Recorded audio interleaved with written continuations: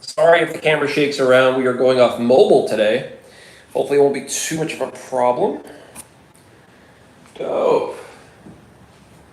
Alrighty. Move some things around real quick. Get the other camera started. And we should be about good to go. Alright. We're gonna wait for somebody to get in here first before we get started today. But yeah, we got some fun stuff happening. Howdy, y'all.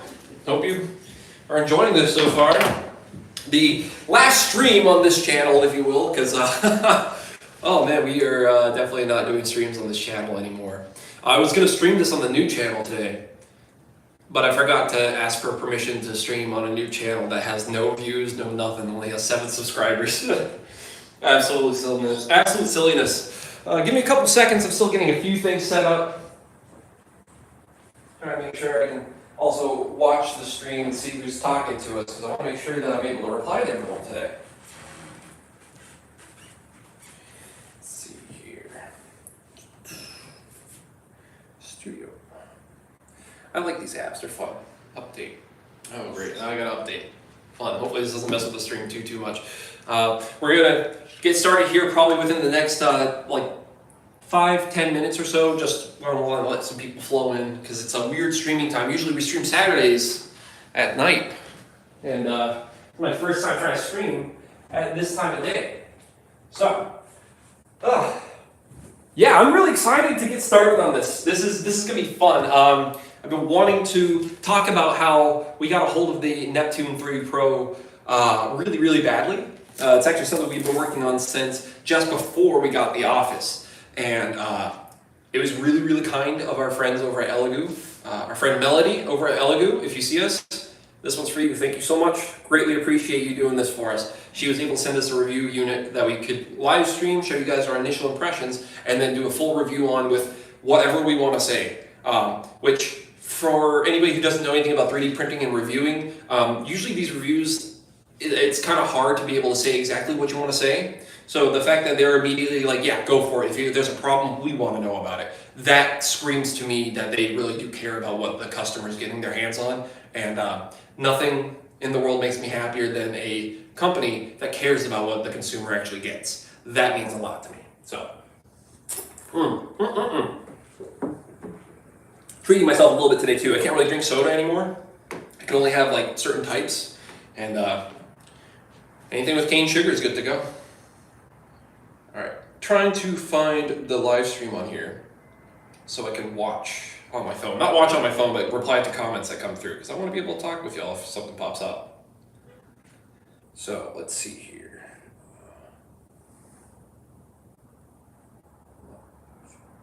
Is that it right there? No. Oh my goodness, it won't show me any of the current stuff.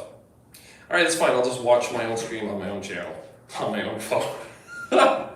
Make sure I turned out the volume on this first. Okay, live chat. Hey, what's up, Christian? Thanks for watching, buddy. If you guys are watching right now, or if anybody else is watching right now, it'd be really cool if you guys could share this around. It would mean a lot. We're about to get started here in just a second. All right. Cool. I like this music going too, but we're going to focus on that a little bit later, and I got to play my royalty-free stuff so we don't get screamed at by YouTube. Speaking of, I put a short up last night talking about how we got a hold of this, and I was able to use a song that I absolutely adore, and I thought it was really cool that YouTube was letting people do that, and that I thought it was going to be an issue if there was going to be a small amount of music for the shorts. And then, no, I got dinged like immediately. No, that's not going to go out anyway. That's my luck. It's all right.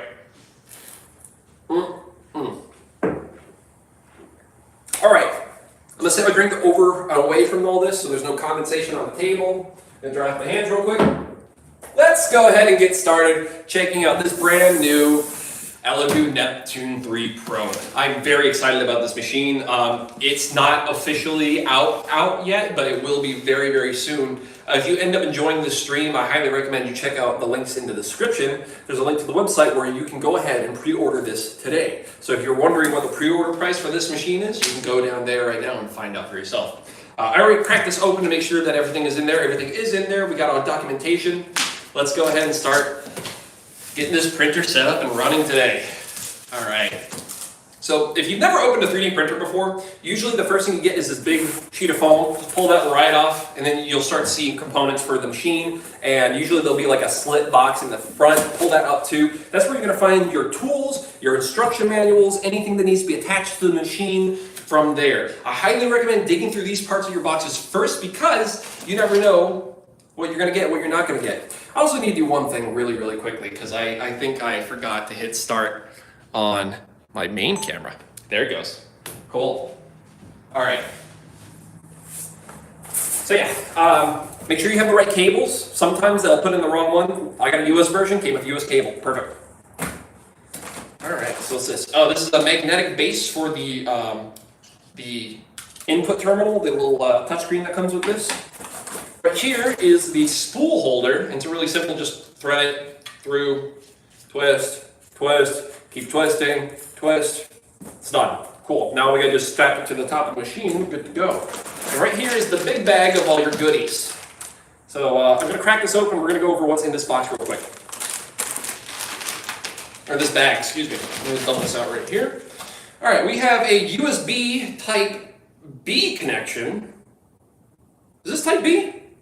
I think this is Type B. This is like an old printer style plug. Not sure how I feel about this. These are usually these aren't really used too much anymore, and the quality of these cables can be iffy. If this is going to be the way I'm going to have to connect to this printer through my computer, what I'll probably do is I'll buy an adapter for another better cable because I'm not sure how I feel about these. But I mean, if one bad cable is all I have to worry about in this package, I'll be pleased, honestly. All right. Got our zip ties. We're going to be using that to hold some stuff up. Another pair of nippers. These are going to be your best friends. I have like 6 of these laying around. Now I got 7. And these are actually really nice quality ones. I like these. It's got a nice spring tool.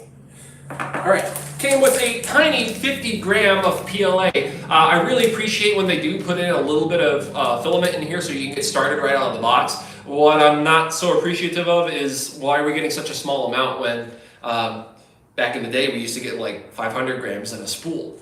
Or even 100 grams. It's just been getting less and less each time. And I don't know, I think if this is gonna be a unit that you guys wanna sell to a beginner, I would give them a free 500 grams. That would just be me. Also, printing with white PLA is a little bit tough, especially for beginners, because you gotta go a little bit hotter with this and they might not know that right away.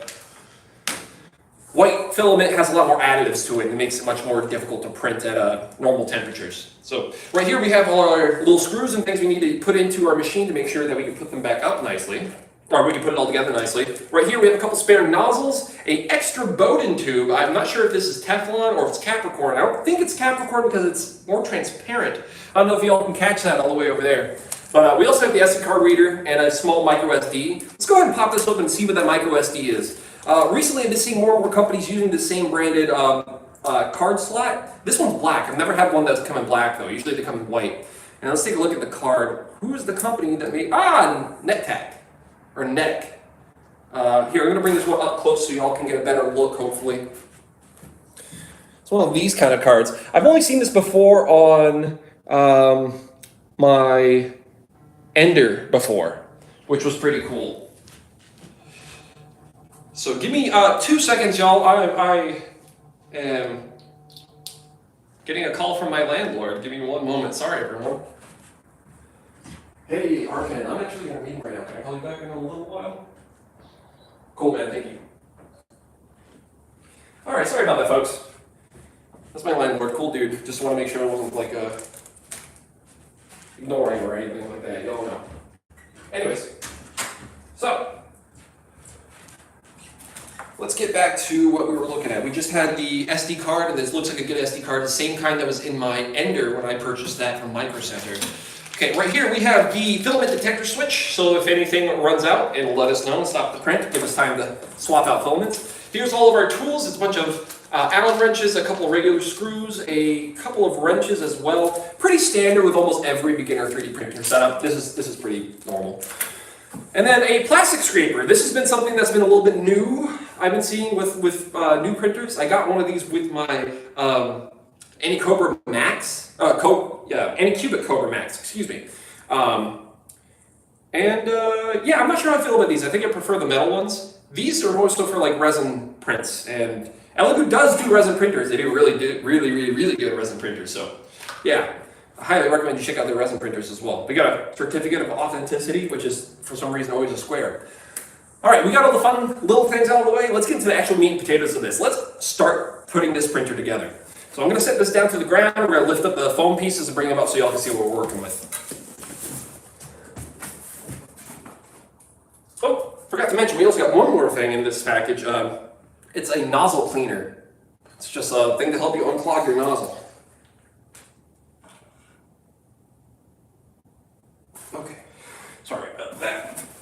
All right, let's get this top part up. This is the top part of the machine. Oh, shoot. I didn't even realize the gantry is sticking out right there. Uh-oh.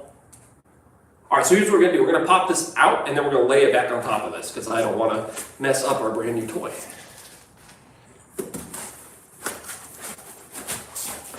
There we go. Look at that.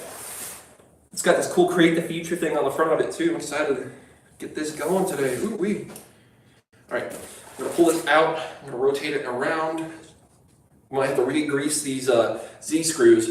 We'll see when we get to it. All right, now let's pull out these last couple parts. Oh, this is cool. Y'all are going to like this. First, let's pull out this old phone cord.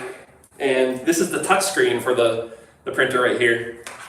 It's also giving us a warning on the front. Before powering on, be sure to check the input voltage on the machine power supply and adjust the voltage to match the local voltage, either 115 volts or 230 volts, to avoid damage to the machine. If you aren't aware and you live in North America, we actually use different voltages than most other places in the world. So if you are an American or somebody in North America using this machine, I highly recommend you switch your voltage to 115 or you will fry your machine. We'll do that here in a couple of seconds once we get the main body of the computer, the printer up. We'll do that first.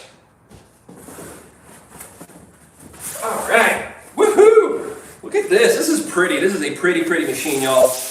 It's by far the most gorgeous one I have out of all of my printers so far, and I got some pretty fancy looking pieces of tech in here. Anyways, let's pull this out. Let's pull this one out. You got to be careful. Try not to yank any cables while we're at it. Cool. All right, so I'm not even pulling the whole thing out first. I want to show something that's just, it has my attention, it looks great, and I can't wait to use it. This is a magnetic spring steel sheet. It's got a beautiful powdered texture on the front of it, ELEGOO's name at the bottom. Like, this is great for prints, because like you can just pop them right off like that. Like, it kind of makes things like this redundant. Am I mad about it? No, God no, this is awesome. Thank you, ELEGOO. This was a great move.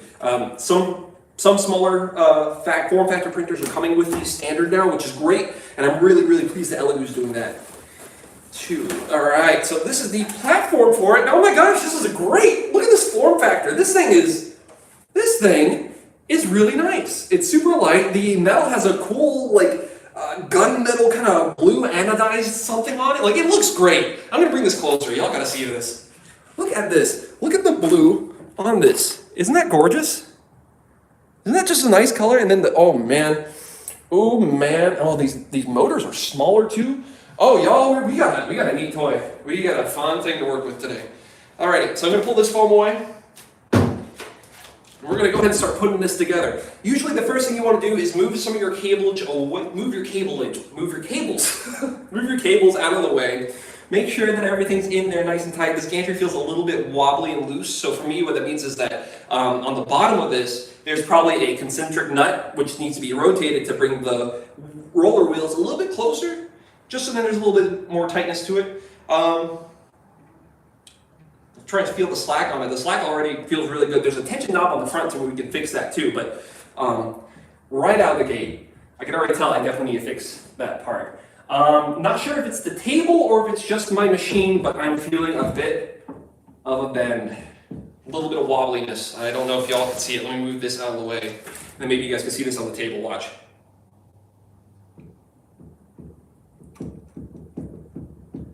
I'm going to chalk that one up to this table, I think. It's a cheap thing we got from Big Lots. That is a decent amount of wobble right there, y'all. That can be easily fixed with just sliding something under one of the feet, but that does give me a little bit of concern about if the main bed is bent or not. We'll find out when we finally get printing. First thing I'm going to do though is I'm going to get this up on its side. And I'm going to check these concentric nuts down here. Oh, they're on the other side. They're on the other side. Oopsie. Let's go this way. All right. So maybe y'all could see, but right under here, there are some concentric nuts that need to be tightened on the roller wheels. So we're going to do that really quickly with these tools they gave us. Where is the toolbox? There's the toolbox. All right. Usually this one's going to be your one you want to use, this guy right here. Trying to make sure if it's just the bed itself. No, the bed itself does have a little bit of wobble. Okay, we're going to fix that real fast. And why am I showing all of you this? Because if you're getting one of these printers or you're considering getting one for yourself or a loved one this year, like knowing everything that goes into putting one of these things together first will save you a lot of trouble. Nothing sadder than getting a toy on Christmas and there's no batteries in the Game Boy, you know what I mean? There we go. That's already so much better. I just did 2 small quarter turn tightens and they're already tightened up. I am definitely going to have to put something under one of these feet though, for stability reasons. I'm hoping that once I put the top back on, it won't be as much of an issue. But we'll find out when we find out. I'm going to crack open the door because it is toasty in here today, y'all. Woohoo! All right. So let's get the top half on. What's cool about these printers usually is that they have a couple little notches on the sides to where you can put these gantry pieces onto, these extrusions. So all you gotta do is just slot them into place. It should give you a pretty decent idea where all that's gonna go. Yeah, see, mine sat in there just fine, and once it did, it looks like it started to even itself out a little bit more. Okay, yeah. So I'm gonna go ahead and take this back off. We're gonna pop the screws in under, and then we're gonna squat and twist all those screws up. And then once those are all in there, we can start plugging in all these different little motors, and making sure the machine's going to work the way we want it to. So let's get the big screws out. So in this bag, it's going to be these longer ones. These are going to be the ones you're going to need to put into the bottom of this to get this started out. Now, if you are following along with this in the future and you're missing something or something doesn't look right, check your packaging again. Contact ELEGOO. Their support is amazing. They're super, super helpful. If there's ever an issue with your printer, they are there to help you. Okay, let's see. Ooh, this one over here is a little bit tricky to get in. Oh, okay. Oh, okay. That is weird. Okay, so on this side where the cables are, the cables actually sit over where the screws are supposed to go into. And it's going to make this a little bit difficult. So what I would recommend doing is take your ribbon cable right here and just slide it through. Give yourself as much slack as you can. It'll, trust me, it's just going to help. Okay, got one of them in. Cool. Now the second one is going in now. Cool. All right. I'm going to get out the Allen wrench we're going to need for that, which is going to be the biggest one in there usually. Then we are going to stack this on top of here. We're going to do the middle ones, then the outer ones, and we're going to tighten each one individually, alternating sides. This way should give you the most even balance to it all. It's not perfectly going to be squared off or what's the word? Trammed? Like trammed is the word. But you just need this to be as close to a good 90 degrees as you can get it. You want to make sure there's no wobble. You want to make sure this is sturdy and all the way down to its platform.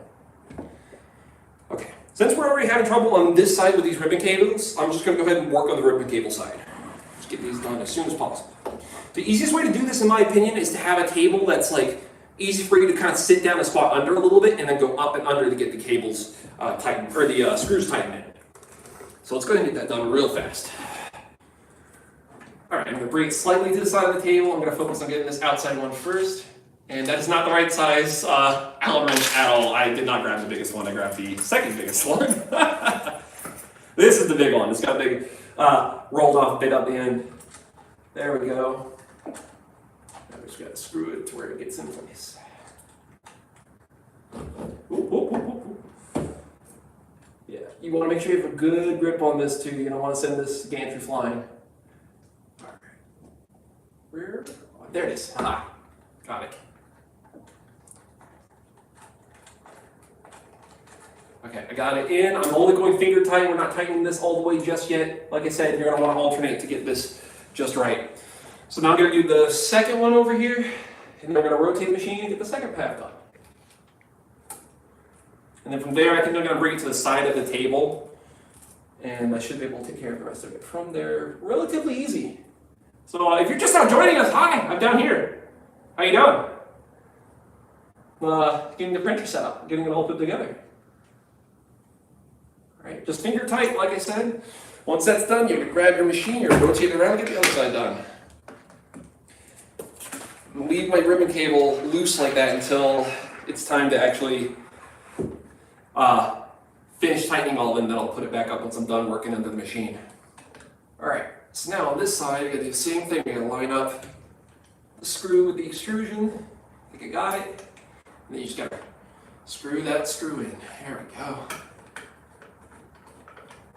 All right, we're on 3 of 4, and then after this, do that last one, and we tighten it all up. Did I lose a screw? Did the screw fall out on me? What happened? What happened? Oh, yeah, we had one of them fall out. Don't want to lose these, you only get 4 of them. And that's how many you need. There it goes. Now, this last one screwed in. Nice, nice, nice. This is going in super easy.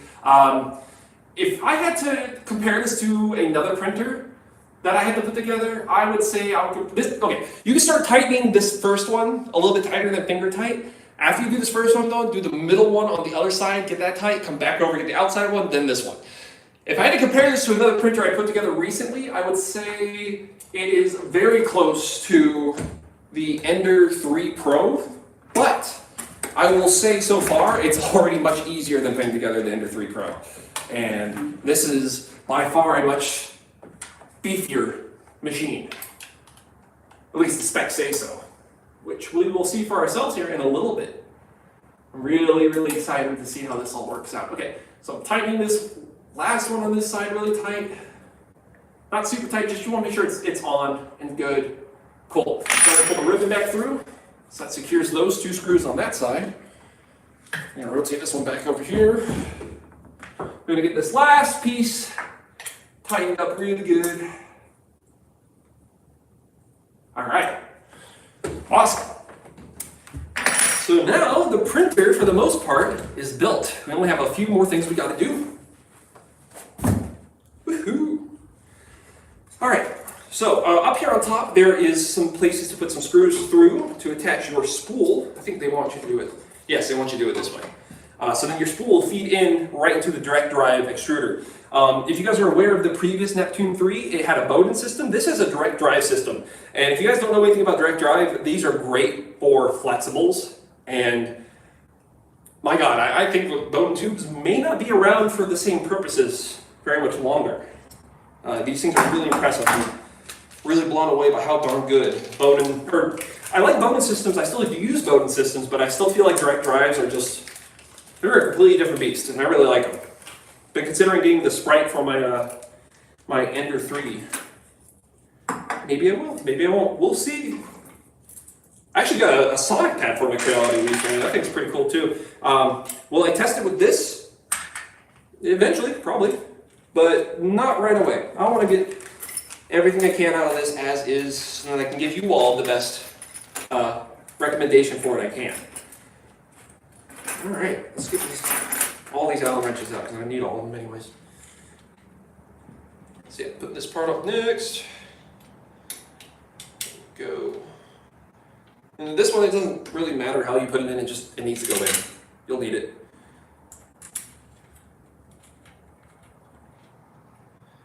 All right, cool. Now we need to put on the filament runout sensor. Okay. And this slots in up here, and it's got like a weird, like rotating bit to it. And I'm not sure how I feel about that. Can I tighten that? I think I can tighten that.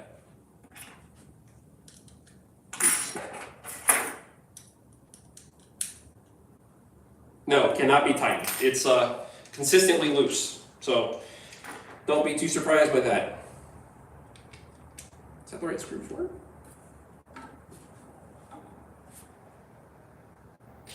I might need to construct. I'm going to check out my instructions real quick, make sure I'm doing this right. So I'll make sure I'm screwing this on here the right way. It sits up. So it sits like so. It sits above like this, so then the filament goes right into it. And I guess it could be rotated so you can have a choice of which side it comes on. Okay. Okay. I still think I prefer having it like that, though. No, that's gonna be better. Having it sit out like that's probably gonna be better. Is this the right threading for it? Nope, that's not the right threading for it at all. I don't think. Try it one more time. Am I being dumb? No, that is the right threading for it. Okay. Cool. Need some tunes in here. I'll make sure I make a playlist of music that we can use in the future. It's just that we're running off of the iPad today. We're doing a mobile stream because I can't get it to work on the computer right now. I left half the cables from my good camera at home, and I'm still in the process of getting everything here all set up. So, as soon as everything is all set up, though, won't be a problem again. So I think this is designed to just be a little bit loose, and I'm not sure entirely how I feel about this thing. Like I said, first impression. So all the weird things that seem weird to me are just weird to me because I've never seen them on other machines before. It doesn't have anything to do with how well it operates. We'll figure that out when we get to it, which pretty soon, we're almost there. Oh, I almost forgot. Where is the power supply so I can switch over my voltage? Okay, power supply is on the back. So let's rotate this around so you all can see too. Hopefully y'all can see. The power supply switch is right here below the Y motor. So if you are American or North American, I highly recommend you go back there and check and see. Mine says 230. You want to get an Allen wrench in there. You want to push that slot over to where it says 115. Don't want to fry your brand new toy. All right. Cool. I'm honestly in love with the overall look of this thing. It's really, really nice. Give me 2 seconds, y'all.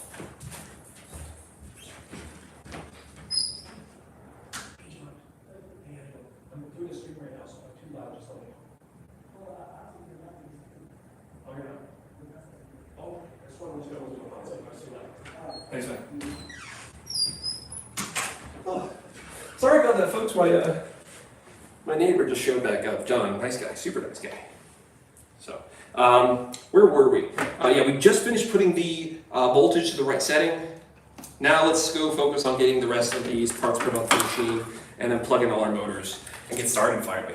So this, I believe, sits on the front of the printer up here. Are there 3 slots? Yes, there are. Do I have 3 screws left? Yes, I do. Perfect. Okay, so this is the magnetic base for this part right here. See how it clipped on really, really nice? It has 3 holes in this side that go to this side of the printer over here. So let's go ahead and put these in. There's 3 aluminum slots. They all line up with where the screws are going to go in. So I'm just going to put the screws through here to make this a little bit easier on me.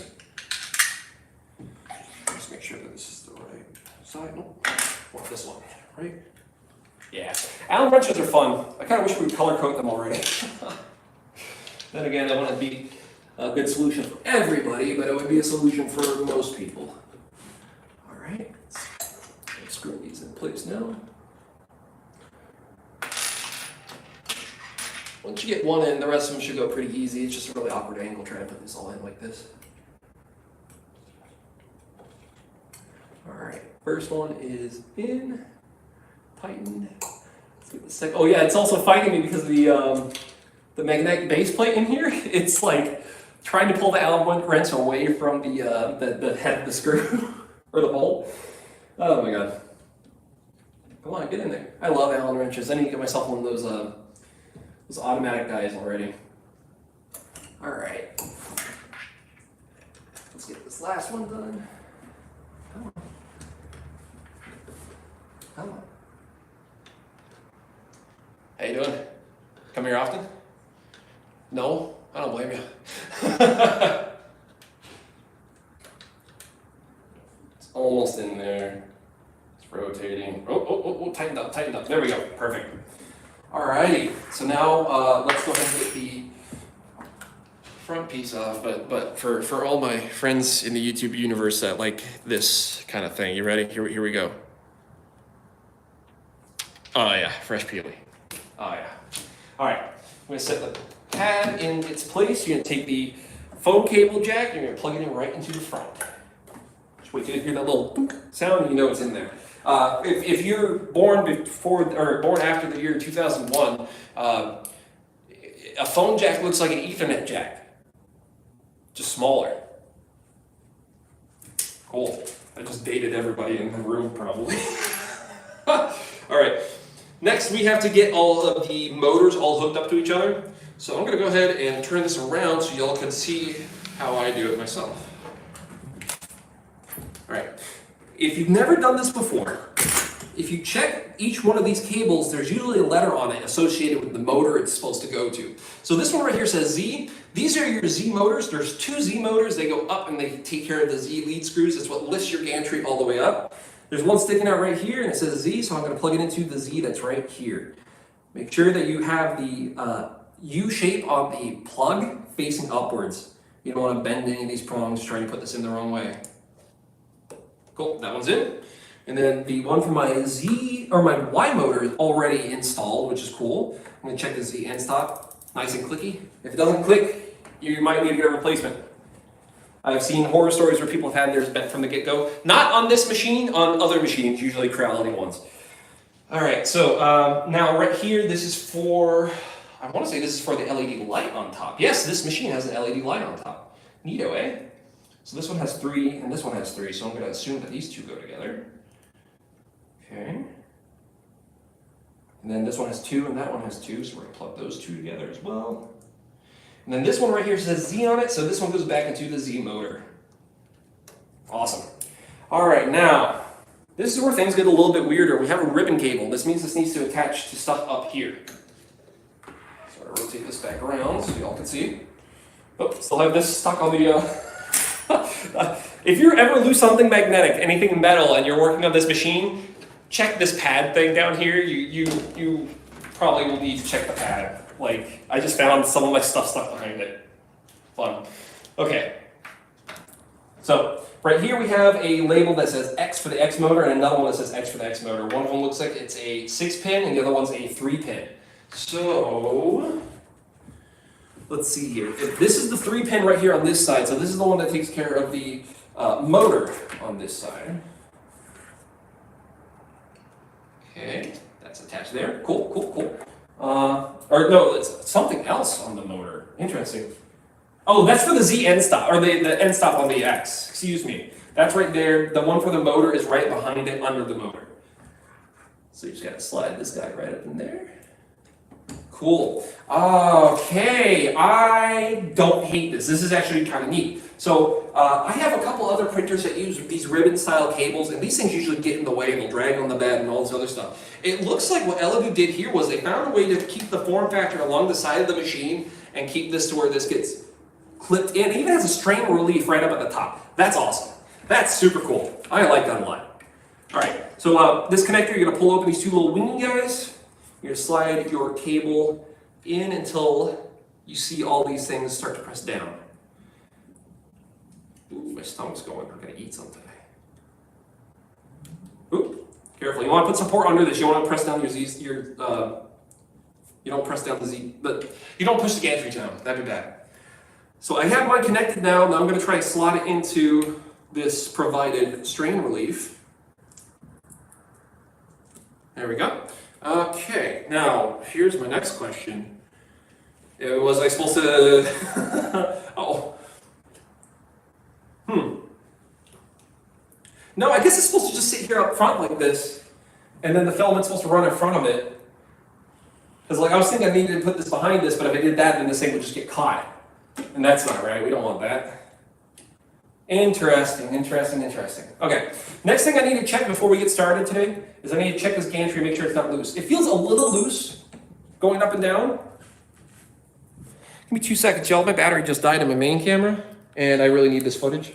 So I'm gonna switch this battery out for a more powerful one. Give me just a moment. Where is my dummy? I have a dummy battery for this, and I don't know where I put it. Yikes. Dummy battery, where'd you go? There's my dummy battery.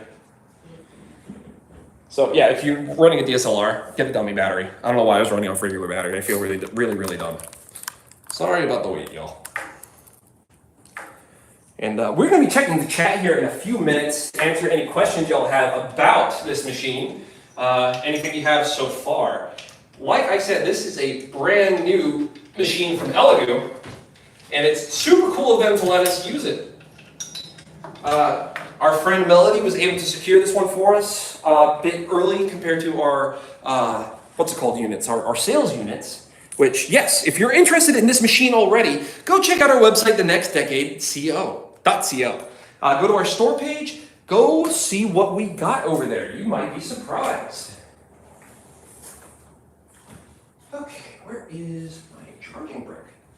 That's where my charging brick. My charging brick's at home. Because one of my family members determined that the charging brick was more important to be there when it's for my camera. See if my camera kicks back on now. Are you back? Yes, it's back. Hooray! No, I don't care about what the date is. Thank you, though. And cool. All right. Sorry about that, y'all. I want to make sure that I have good footage of me putting this together, too, because, yeah, we're doing a review of this machine, but we want to get your first impressions, everything else said. This is a little bit wobbly, this the head of the machine. So what I'm going to do is I'm going to tighten up these concentric nuts on the bottom just a little bit, and that should hopefully solve any problems we got. Let me make sure I'm not... Okay, yeah, the concentric nuts are on the bottom wheels, or on the bottom two wheels. And again, you just got to rotate them one way or another way until you feel the tightness come back to the gantry. So I'm going to go this way, and this way. And a little bit more, both of them. A little bit more, both of them. There we go. Wiggle's completely gone. I just had to rotate a little bit to my right, and I would say not even like more than an eighth of a turn, more than a quarter of a turn, less than half a turn. That's what I would say for that. Okay, so we have all those taken care of. It looks like these are evened up at the top. There's a really loose belt at the very top of the machine, and that's for the Z-screws to be synchronized. I'm not sure why they decided to go as loose as they did. I would have preferred to tighten these guys up. I'm not sure if there would be a way I could print something that might like give this just a little bit more tension in the middle of all of it, but if there was anything I was going to recommend in terms of like, how would I fix this before I even turned it on?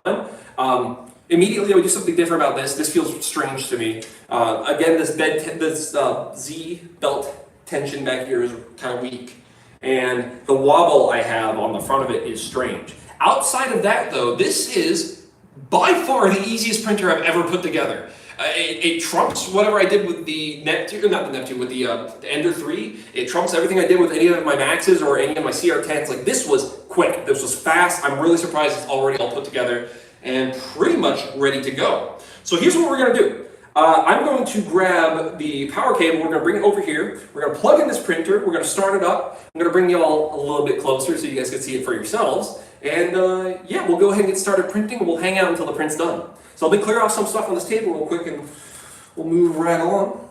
We're gonna take all of our new tools and I'm gonna bag them back up. I don't wanna lose anything we just got. Oh, I missed something. There's an R-shaped buckle up here. I think this is to hold the cable. I'm gonna forego it for just now. But if it looks like we're gonna need this, I'm gonna come back to this. Most definitely. I'm also gonna look over the instructions one more time to make absolutely sure I didn't miss anything. Because if you know anything about me, I miss stuff often. And if you're new and you're just now checking out our stuff, hey, thank you so much. It really means a lot. This is the last live stream on this channel. We are actually moving over to a new channel for live streams specifically. So if you haven't already, go check the description down below. It's The Next Decade Live. That's where you're going to see all the live streams for our first impressions, and also whenever I decide I want to hang out and just talk with y'all. Since we got the space, I'm going to be doing a lot more of sitting around talking with y'all. And those days, you might be hearing a lot more of the printers instead of just me echoing throughout the room. But yeah, really excited. Really, really excited about so much of the stuff that's going on in the next year here at the next decade. All right, so I'm going to take everything I don't really need, including this PLA, which again, appreciated but kind of useless, y'all. Why would you give us this much PLA when it probably isn't even enough to finish your first test model? And if it is, then whoopsie, my bad. And then again, why not just send this black? Black is way easier to work with than white. All right, so here's all of our tools and stuff. We're going to leave those out, and let's go ahead and get this plugged in. I'm going to turn off the CR6 Max, and we're going to give power to the Neptune 3 Pro. All right. So again, before you plug this in, make sure that you switch your power voltage. I cannot stress this enough. Do not fry a machine that you just got. It will not be worth it. It will not be fun. It'll be just sad. And your 3D printing community friends will look at you and be like, bro, how did you not? And then just be like, we failed you because we should have told you, because it's our responsibility as the people online to tell people the right thing and not the wrong things. Because, you know, who would lie on the internet, right? All right. So the machine says booting up here on the screen. This is really neat. I love this. Hello, computer. Hello, printer. What, y'all don't want Star Trek? Voyage Home? The fourth one? The best one? Scotty's a classic. Get some culture. Anyways, Neptune 3 Pro is up and running. Woohoo! All right, so we have options right up on the front. I like this because now I can take this up and I can show you guys what I'm doing with it. So we have our options of print, prepare, settings, and level. Before we do anything else, I want to show off a feature that I'm really, really excited about with this machine. It's not in prepare. I want to say settings. Light control. It lit up. Ain't that cool? It's got this neat LED bar at the top, and it sits behind the gantry so you can still get plenty of light on your print as it's printing. I know some printers have the light on the gantry itself, or on the print head itself. It's okay, but the minute it moves away, your light's moving away. I think this is going to be a way better feature. I really like that. I'm going to kick that off real quick. Now, this machine's quiet. It's very quiet. I'm going to shut up for a second. I really want y'all to listen. Ain't that crazy? Now, I'm going to go over here and I'm going to turn on one of my other machines real fast, and I want y'all just to listen again. So, it's quiet. Just wait till you hear the snap.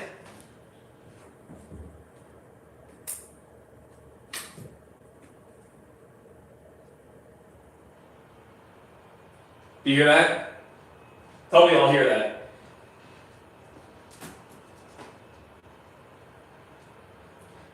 So I'm reading the chat real quick. Yo, Joe, thank you so much for coming. I miss you, dude. It's been way too long. Email me sometime, Dustin at TheNextDecade.co. Then I also am seeing Nathan. Hey, Nathan, how you doing, man? Hope you're doing okay. And then Christian, DJ Kidna, is asking, so are the feet fully adjustable or no? Unfortunately, no. These feet are not fully adjustable, but I kind of want to chalk this up to just the feet themselves. I know sometimes injection molding can be weird and like they say they're all the same size and they're not. I would say you could probably fit like a quarter or a nickel under this foot and it would be fine. I don't know why it's doing this wobble. I've never seen anything like this with another printer, especially one with such a sturdy frame as this. Like this frame is really, really sturdy. Like it's like a brick of aluminum. So I don't think my frame is bent. I don't know if it's just the table or if it's the feet, but if the feet are a little bit off, you can always do the magic thing that you can do with printers, which is print off some new feet, which, you know, we might end up doing. Let me go ahead and slide something under this, though, because I just don't want to deal with it. I'll use some of these Godzilla keychain tags that we're going to throw up in the store eventually. These were tester ones. They're not great. Maybe one of them would probably be perfect, honestly. Ha! Wobble's gone, all thanks to one Godzilla keychain. Thanks, Godzilla.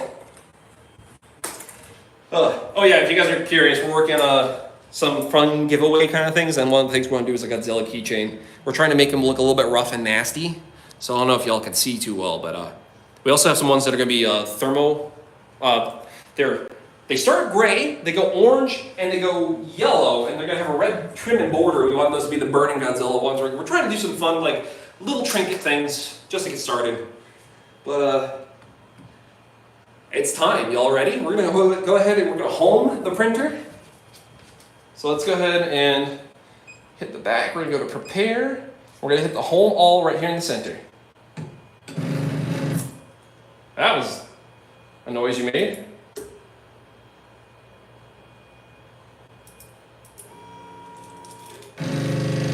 Ooh, that was cool. That was really cool. I think it's about time I already get that cable put in place because this is already trying to be a problem. That's fun. That was really strange. I have not had a printer do that to me from the get-go before. Oh, I see why. The Z end stop. I didn't plug in this. Oh, it's not Z end stop. What am I saying? I forgot to plug in the filament runout detection. Uh-oh. Hopefully we just do it without it being a problem. Yikes. As you all can tell, I'm very professional and super knowledgeable about all this. That's actually part of the reason why I got into doing any of this 3D printing stuff is that I feel like I'm a numbskull when it comes to a lot of technology and a lot of different things. So one of my big things that I want to do is find machines that anybody can use. If a dummy like me can use the machine, anybody can use the machine. And I do not want to push anything onto anybody that I don't think would be something that anybody could use. So if there's one thing I want to guarantee to everybody right now is if there's anything I'm going to be pushing on this channel or any kind of reviews or any kind of sponsorships or anything like that, I'm always going to be real with you with exactly how I feel about it. And all things considered, if that's the biggest issues I'm having at the moment, with just getting this thing started, is it making noises and doing some weird stuff, I'll take it. Honestly, I'll take it. All right, so we're going to hit home again and see if we can't get it to readjust itself real quick, because some of that was really strange, and I don't think that's very characteristic of an ELEGOO machine. But Dustin, isn't this your first ELEGOO machine? Yes, this is my first ELEGOO FDM machine, but not my first ELEGOO machine. I have a couple of their Saturns, and they're awesome resin printers. Speaking of, we might be talking about a new one of those pretty soon here too. All right, so that's all honed. Let's go ahead and let's get the bed warmed up a little bit. Let's go to prepare temperatures, PLA. Okay, so they like to go for 200 degrees Celsius on the nozzle and 50 degrees Celsius for the build plate. When it comes to me in 3D printing, I actually prefer to go 57. So I'm going to go 57 on the build plate, and then when I do my PLA, I usually go just a wee bit hotter. So we're going to do, let's do 211. And I wish there's a way I could set that as save parameter. Oh, the little power button next to it turns off what the thing you just put in was. Okay. All right. So we're going to take a look at this real quick and see how long it takes to heat up. We are already in 100 degrees on the nozzle and up to 37 on the build plate. Not sure if it's just because it's hot in here or if that's just how quick this machine is. It's still very quiet too. I'm the loudest thing in the room right now. Here, I'm going to kill the other printer so you guys can actually hear exactly how quiet it is.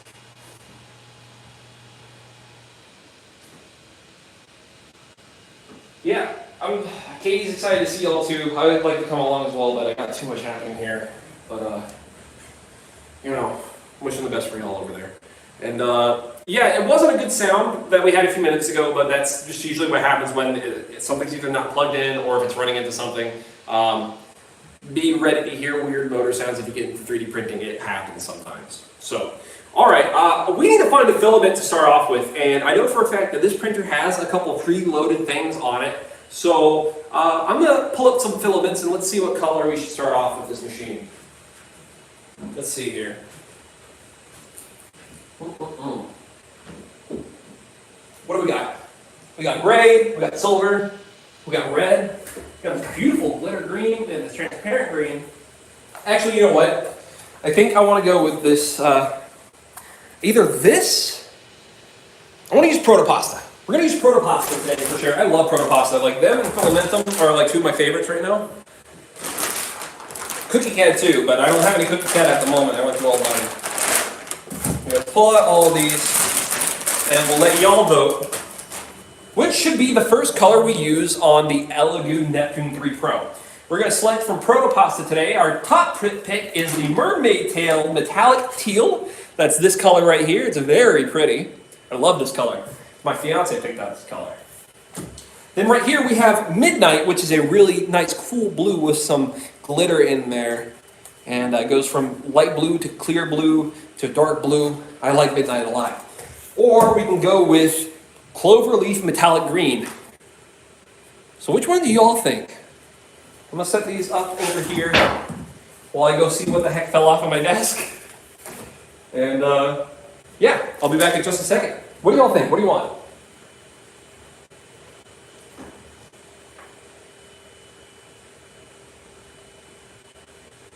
Oh man. Oh wow, that's what fell. Fun. Okay.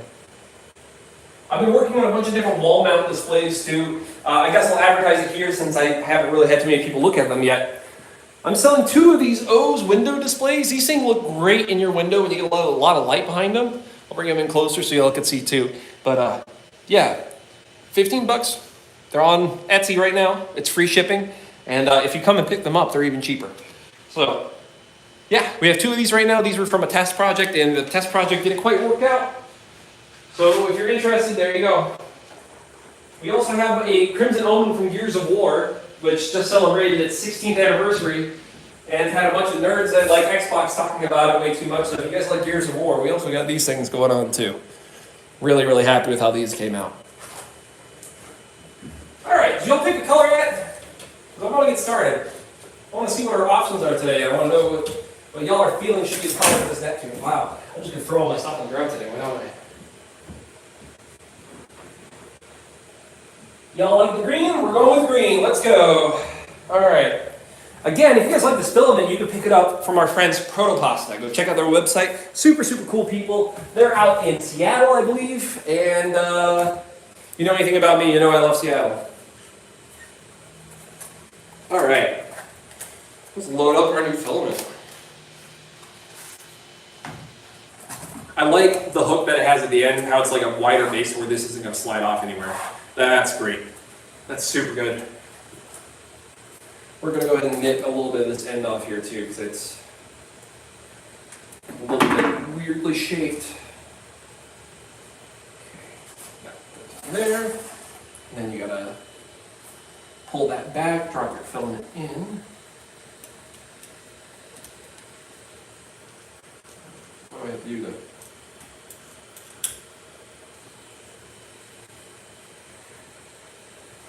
Oh, feels like I'm missing the slot entirely. Might have to straighten out this filament a little bit, getting it in there.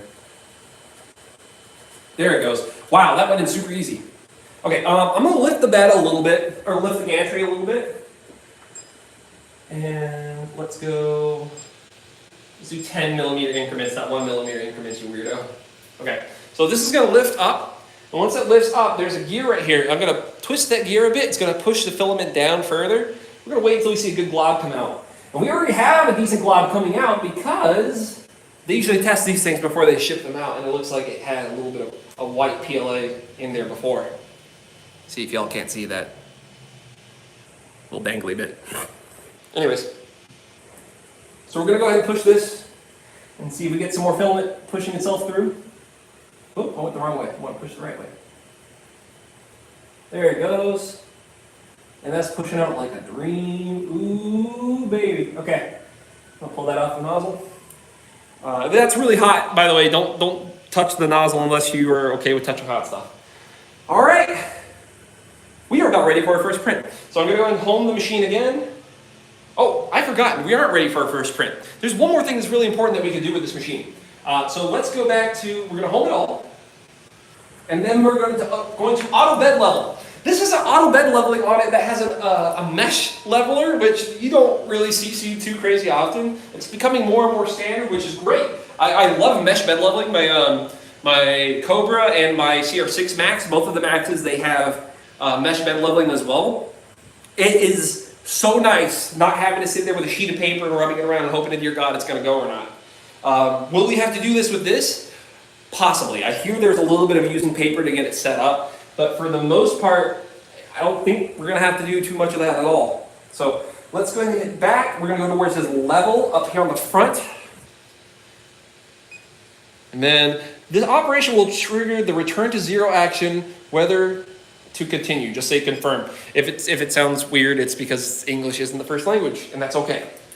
Oh, did I mention that this printer has a bunch of different languages too? I think 7 different languages across it. Like, that's pretty solid for a little 3D printer, especially a brand new little printer. So if you get this and you don't necessarily speak English as your first language, this would be a great printer to get, because you can switch over to a different one of those languages you might understand better. Okay. And then start. Calibrate the bed. Confirm. All right, the bed is heating. Please wait. It's going to heat up to 60 degrees, and that's awesome because if you don't know anything about 3D printing, and especially FDM printed and Cartesian style printers, or bed slingers as we call them, these beds, when you get them warm, they expand. Most metals do that. When they get hot, they expand. That's also part of the reason why whenever we switch out nozzles, we tell you to turn up your nozzle really, really hot, grab it with your pliers, and then twist it off so that you can put up a new one so that it has that same tightness that the old one had. You want to make sure they're all expanding into each other. So, the bed is almost completely heated.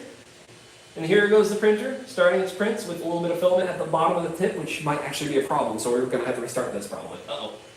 Here, let's pull the filament back a little bit on this, and we're going to restart this as soon as it's done because I didn't realize there's filament on the nozzle. Yeah. This is going really smooth, y'all. If you guys haven't told yet, this has been like my first live stream for this kind of stuff, and oh man, it's going about as smooth as a sheet of 60 grit sandpaper. That's alright though. I'm having a nice time showing off the new machine. Give me 2 seconds, we're going to see what's going on in chat real quick, because I haven't looked over here in a couple of minutes. Oh, nothing new? Alright. I am really excited to get this going on its final print though. Whenever we get the print started, I'm going to bring the camera up close so y'all can get a really good view of everything that's happening here. But like so far, this isn't bad. This isn't bad at all. Don't get too used to this table either. I had to steal it from the break room because I don't have a good one for that's like what I would call dusty level. I'm a giant. I'm like 6'5", almost 6'6", and it's no. Hit your head on everything, trip on everything. It's the worst.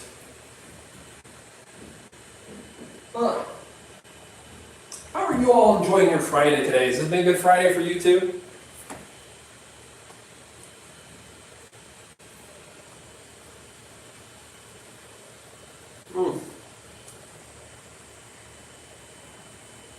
Oh, hey, it's Megadon. What is up, yo?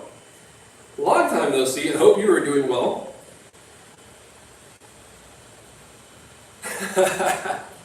Appreciate you coming through. I also want to express this too, because I've had a couple people ask me, are you done doing tokusatsu content, or are you just doing 3D printing only? No, of course not. Look at my wall, dude. You think I'd put this up here if I could still be wearing this hat and this shirt, and like buying filaments for projects that might be green? You know what I mean? Like, 3D printing is something I'm really, really passionate about too. Like, I love it.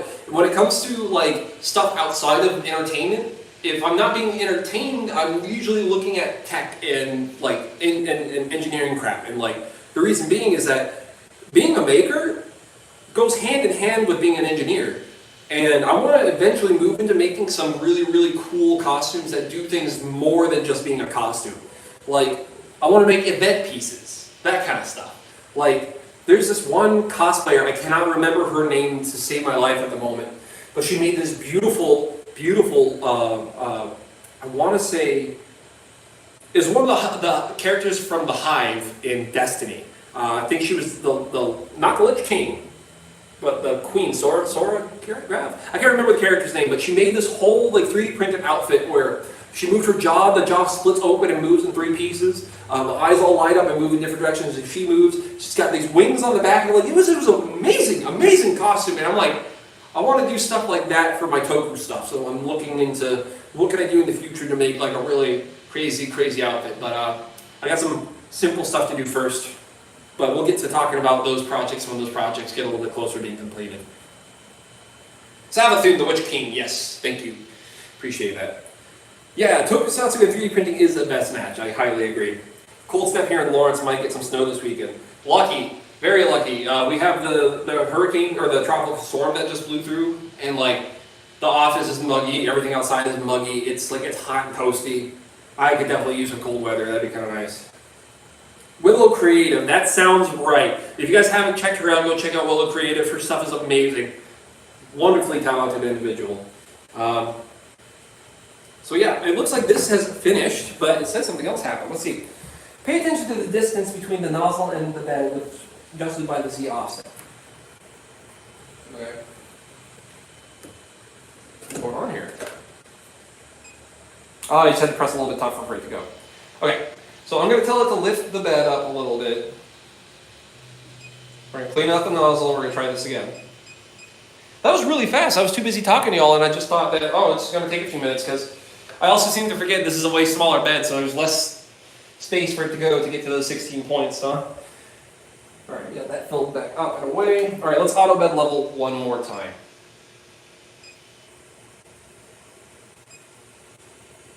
This printer is so quiet. It is super quiet. Like, the loudest thing so far has been the fan, and every once in a while it'll pull really fast and go, and like, that's nothing. That is literally nothing when it comes to 3D printing. That is awesome. This thing is super quiet. Technology.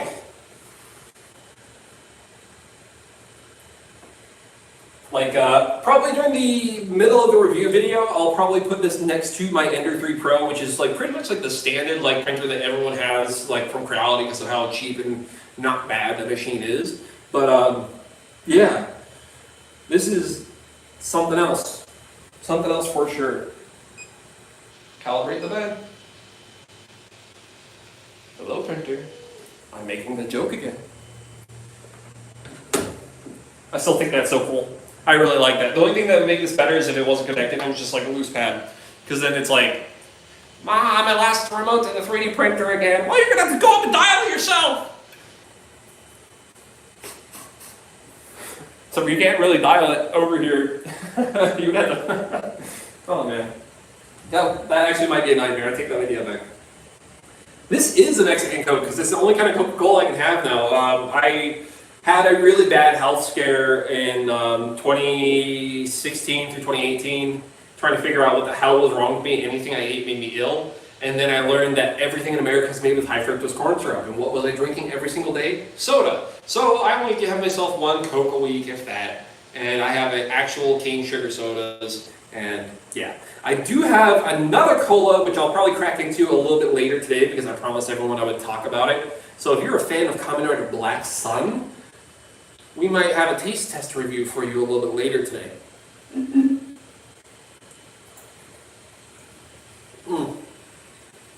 I'm so surprised with how quiet this thing is. Like, honestly got surprised. The loudest thing on it is the fan. And even then, that fan is very quiet. I can bet I could put this in the corner and nobody would ever be able to hear it. I could be recording all day. This is exciting. I'm excited. Are you excited? I'm excited. I'm excited to see how this comes out. We're going to pop in the SD card right after this, and we're going to go ahead and try to get our first print done and see what happens.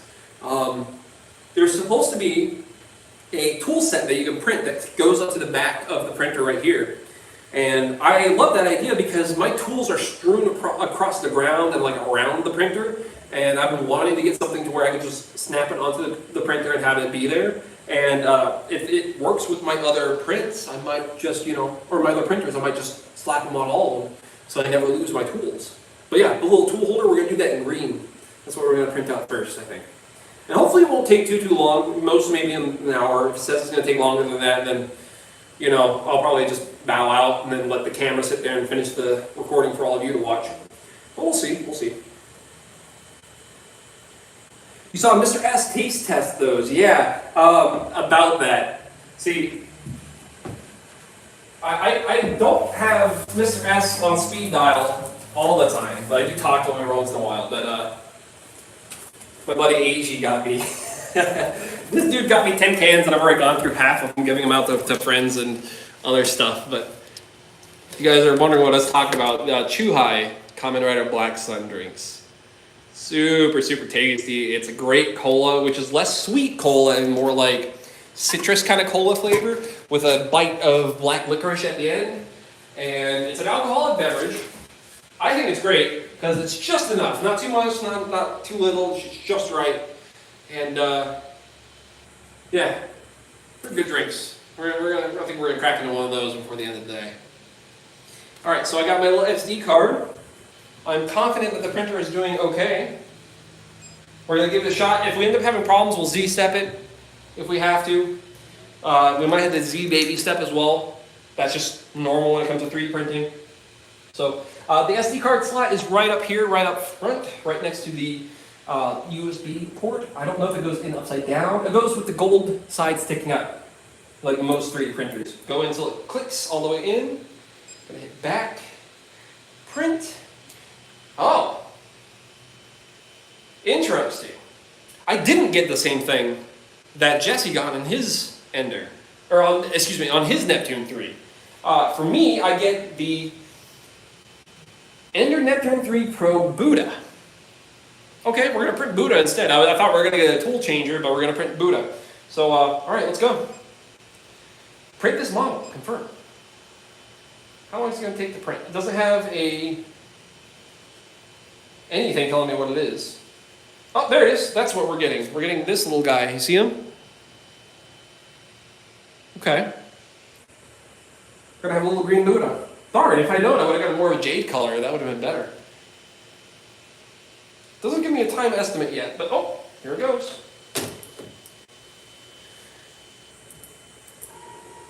Hello? What are you doing? What are you doing? Are you actually going to touch the build plate?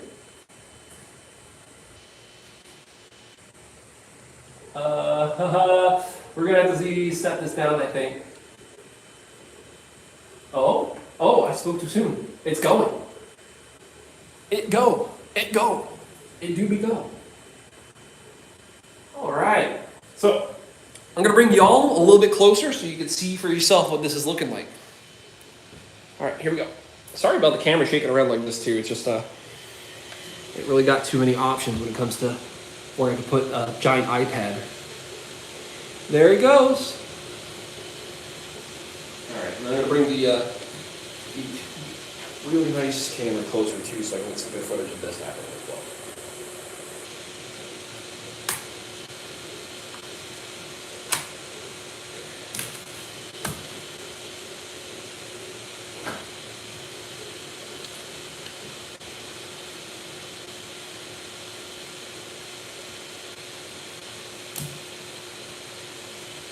All right. That's not too bad.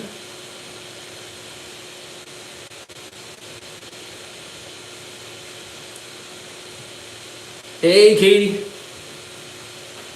Printer is coming along super well. Really happy with it so far.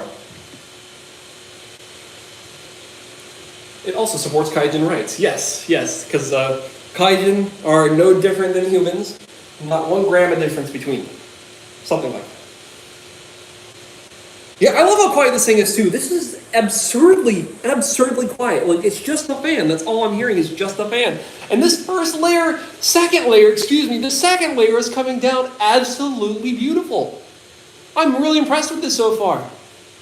Like, I see really cool prints all the time. I make cool prints all the time. But very rarely do you get a printer that starts right off coming swinging out the gate like, hey, yo, I'm making a print. And here it is doing it. Oh my God. This is so cool. Again, if you're as impressed as I am, and like, if you've never seen anything 3D printing before and you're not impressed, you really should be. This is awesome. For an entry-level machine to come with all these bells and whistles standard for under $300, no, under $250 is absolutely absurd. And the next closest I've gotten to prints this good off of a machine right out the gate was my Ender 3 Pro.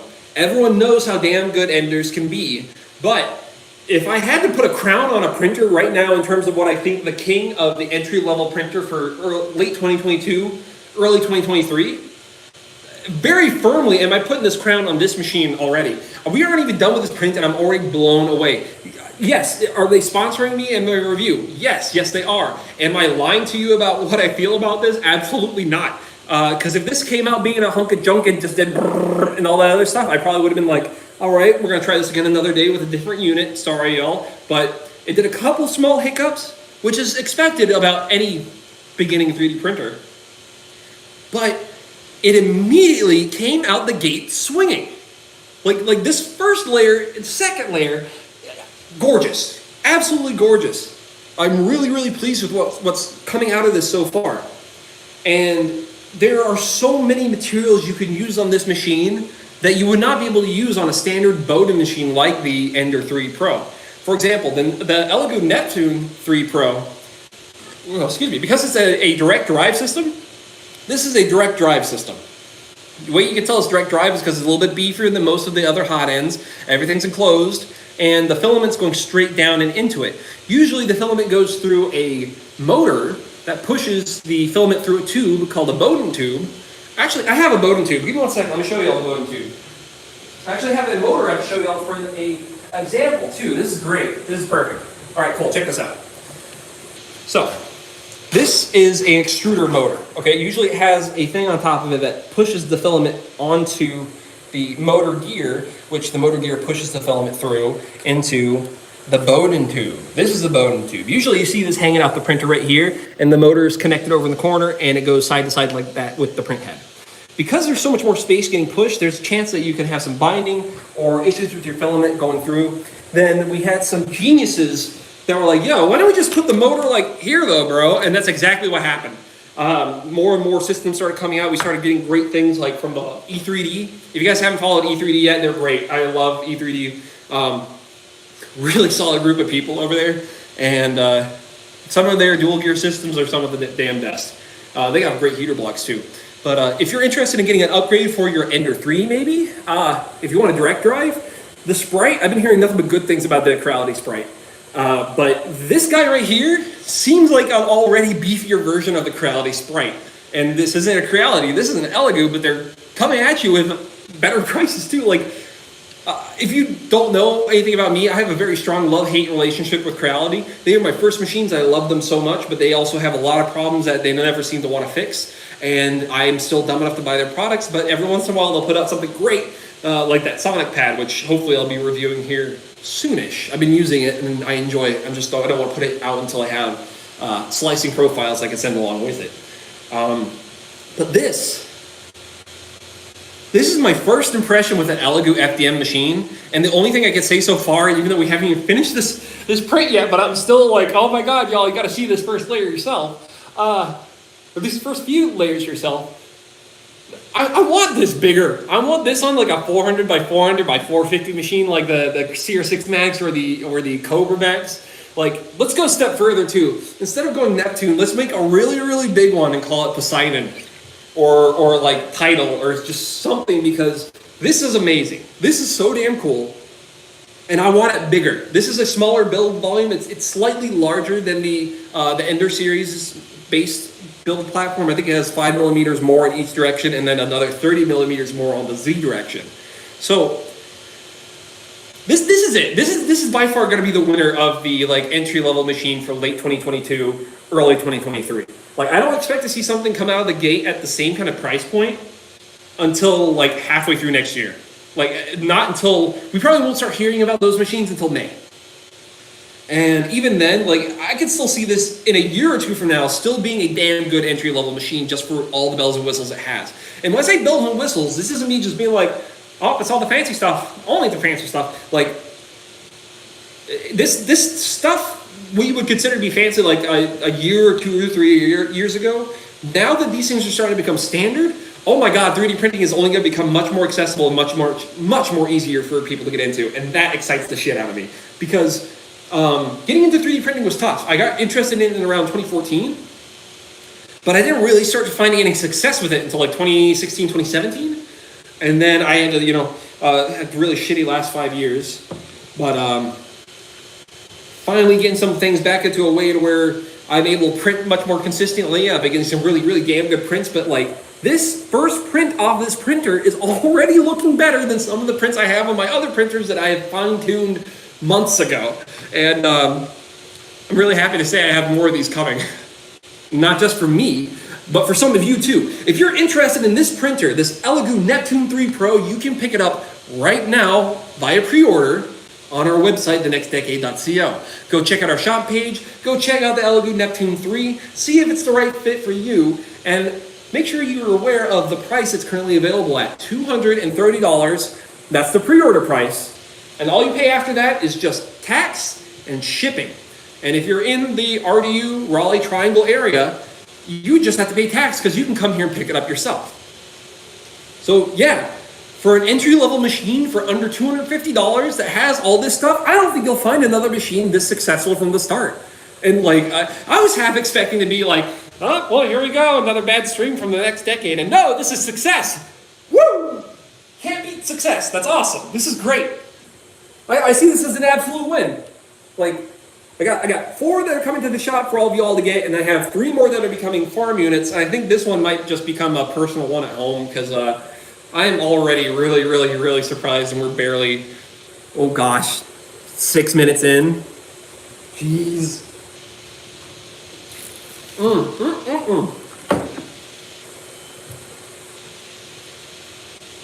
Yes, there's going to be a green Buddha that's going to pop out right here. I'm tempted to get something printed from you. Just need someone to help me make a 3D model. So, Nathan, if you are looking to get things printed, I highly recommend checking out printables.com, making an account there, and then if you send me the link to your account name, and if you put stuff that you want printed in a public collection, I can see the stuff you want printed.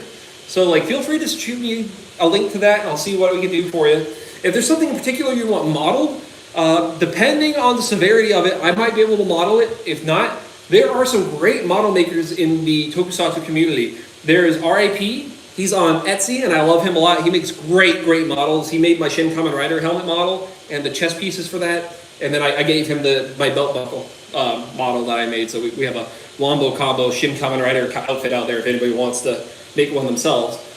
And then there's Zackers. He makes some really, really darn good helmets. Speaking of really darn good helmets, this is the helmet that I printed from Zackers recently. I don't know if y'all can see it back here, but this is the Don Momotaro.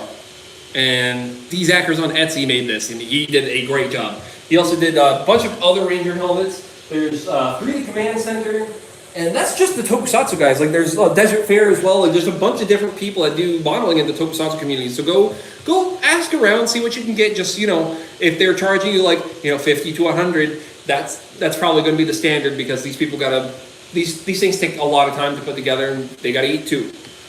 All right, let's see what else we got. How big can the prints get? So the build volume of this printer in particular is 255 by 255 millimeters by 285 millimeters. So I have another build plate over here that I can give you guys an example of.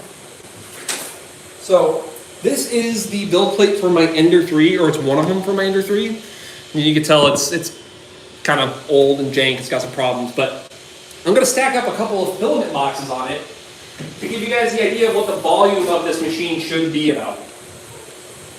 So, this is the build plate back here, and this is about the same size. You can print something a little bit bigger than this. I'd say you could probably do one more box tall. So that's what, almost 12 inches, something like that. I got this problem. It's called, I'm stuck between using imperial and metric. So let's just go ahead and get the metric on this for you real quick.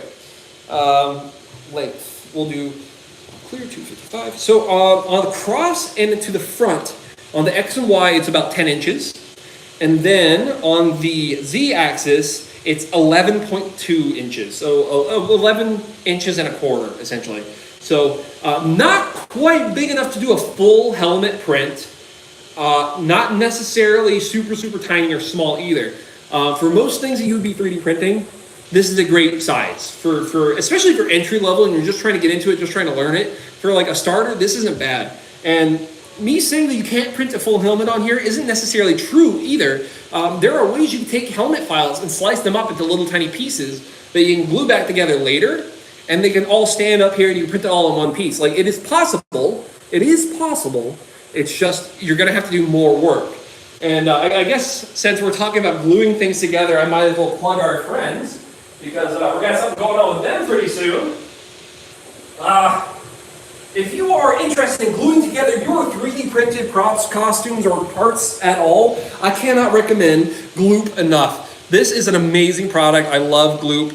They just recently put out their pet style glue, but this is a ridiculously strong glue, specifically designed for the same material used for 3D printing, and it will work better than super glues, E6000. Like, it's all junk compared to Gloop. You don't want to breathe this stuff, but Put a little bit on each side of your print like you do with, like if you're gluing something together with contact cement. Once you put those two things together, they are not coming apart. I'll give you an example of one.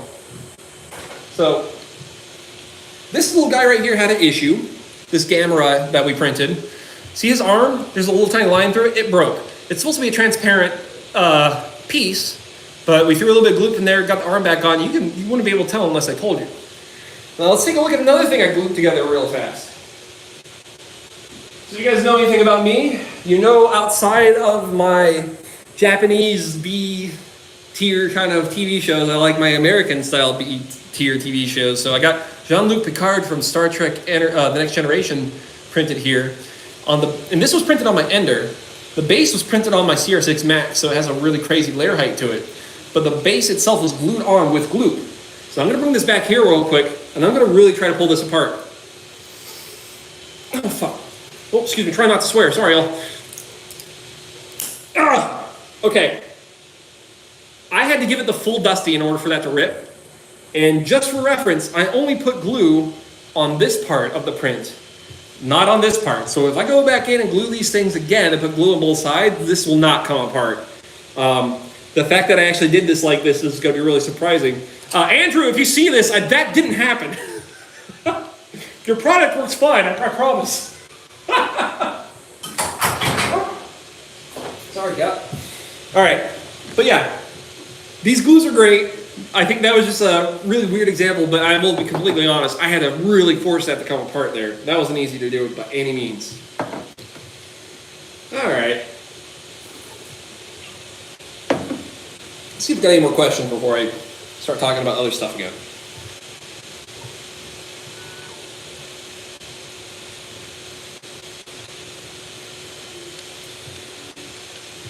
Matsuri, ha, ha, ha. Yeah, the big old laugh with the Don Momotaro, eh? Yeah, seriously, like, y'all need to check out Don Brothers. If you haven't seen Don Brothers, it is one of the better Super Sentai shows.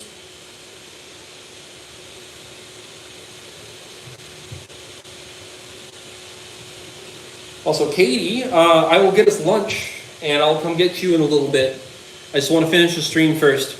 We are about 17% done with the print, and we are less than, so this is gonna be about an hour-long print. So, yeah, I'm gonna pull up a chair. I'm gonna sit like right here. We'll sit and chill. It's been a little while since I just hung out with anybody. Here's something. Does anybody have any questions about 3D printing? Have you tried 3D printing before? What do you think is holding you back from trying with 3D printing? I'd love to know. May have to take a short potty break here in a second too. I don't have my usual stream set up, but yeah, gotta use the bathroom. This is coming along really good. I think the one thing I would complain about with this print is that it could probably be done a little bit faster. And what I mean by that is that there's a lot of infill. And if you're unaware of 3D printing, infill is the stuff that we put on the inside of the prints in order to give it some strength. The outside walls are really important too. Like, you don't want to have one wall. One wall is never going to be good. 2 is still not great. I always recommend anywhere between 3 and 4. It doesn't matter what nozzle size. 3 and 4 is a sweet spot for walls. But infill's mostly there so that if you need something that gets, like, a wall put over the top of it so it doesn't sag down, it isn't really needed all the time. I usually drop my infill down to, like, anywhere between 7.5 to 12.5. I don't really feel like it's super necessary unless you need a part that is absolutely super strong and super durable. So this little Buddha, he looks like he's sitting at about a 25% infill. There's a little grid being formed around on the inside of him. You know what? Let's take we're gonna grab this, we're gonna move this around so y'all can see it a little bit better. I want y'all to be able to see what I'm seeing. Oop, cable's caught. 1 second though.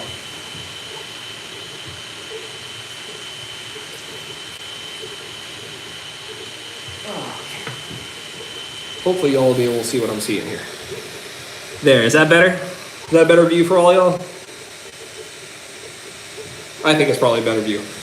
Let's see if we can't get you a little bit further over. Unplug this and plug you in over here.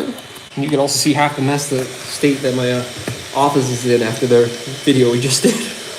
There, that's way better. That's way easier for y'all to see, right? This is the back of the printer. Yeah. But now you can see the infill I'm talking about. See that little grid that's being formed all the way around it? That's infill.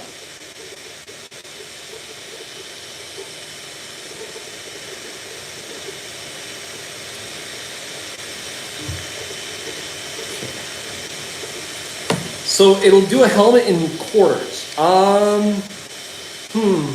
Possibly quarters, might be closer to eighths. It really just depends on how you slice the model and how you orient it to be printed. The other thing is too is that it's gonna be a couple days if you're gonna print on a printer with this small of a nozzle. This is another thing that's been a hot topic of debate in the 3D printing community is, do we continue using 0.4 millimeter nozzles or do we up it to a 0.6 millimeter, because the differences between the two is almost negligible and you get faster prints with the 0.6. It's just because you get more plastic put through. So with a 0.6 nozzle on one of these machines and you cut it down to quarters or eighths even, yeah, I can totally see this being something where you can put that together. I still prefer doing like half helmet prints even on my printers that can do a full-size helmet print, just because it's easier than trying to slice a fully fused piece of plastic into two parts.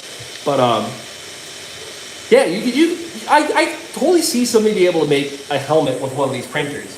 It's just you are definitely going to be doing some puzzle piece putting together work with some glue and then finishing all of that together. If you ever need a helmet printed, you are more than welcome to contact me over on our order form at TheNextDecade.co, and I will help you print out a helmet. I'm going to show you guys something that we're dealing with at the moment too. And we just figured out what the problem is, and it's something that I'm excited to share with everybody because it's been a problem a lot of people have, and I think more people need to hear about it. So I love huge nozzles. I'm talking like 0.8, 1.0, 1.2s, 1.4s, 1.8s, like big nozzles on these kind of printers blow my mind, like absolutely blow my mind. And I've been experimenting with 0.8 millimeters thick, so I could actually do helmets. Here, I'm gonna try to get this in here as best I can. Trying to pull this back a little bit. I could do helmets that are almost 2.5 millimeters thick with that 0.8 millimeter nozzle, no problem. The thickness is great. The issue we're having is, see all those weird stringy bits and the holes that you can see through the helmet? Yeah. So this is what we learned recently. When you print with a 0.4 millimeter nozzle like I am here, your maximum layer height you can do with that 0.4 millimeter nozzle is about 60% of the nozzle's diameter. So if the nozzle's diameter is 0.4, then the 60% of that is roughly 2.83, somewhere in there. And that's the highest that you can print with that. What we learned today, though, was that one second, sorry folks, I have a piece of tech and I want to fall over and it's leaning in a weird way.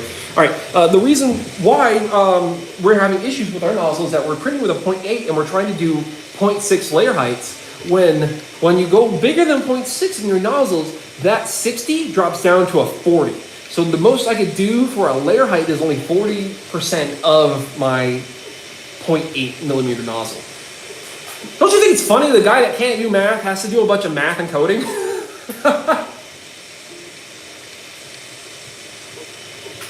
But yeah, this has been pretty solid so far. I want to show you guys something on the printer keypad too. I'm just blown away that we have a phone keypad. Not every model will do this, but if you save your model a specific way in your slicer, whether it be Cura or the slicer that's included on the SD card with this, which I'll be checking that out too. I know it's another Cura clone, but I'm probably just going to be pulling the profile for this machine off of that Cura and move it on to the current version of Cura, which is 5.21. If you don't know what Cura is a slicing program. Slicers are what make these models get cut into little tiny planes that this thing can drop down. Slicing. But yeah, you have to save these a certain way in order to see your models. And this is a new feature that's coming across a lot of machines. Usually this is something that's seen on Clipper machines. I don't know what flavor of software this machine is using. I want to say it's using Marlin because that's been the standard. However, in the last year, especially Clipper, the newer one, has become like the hot thing. Like it's been around for a little while, but it's becoming much more easily accessible to the 3D printing community and easier to put on their machines. So like the current slicer, or not slicer, the current thing that most people use is Marlin, but I've seen people using Raspberry Pis to plug into their printers to move it over to Clipper. And that's kind of what the Creality Sonic Pad is too. Actually, you know what? I don't have it plugged in at the moment, so I'm just going to bring it on over. I don't have it on at the moment either, so it shouldn't be an issue.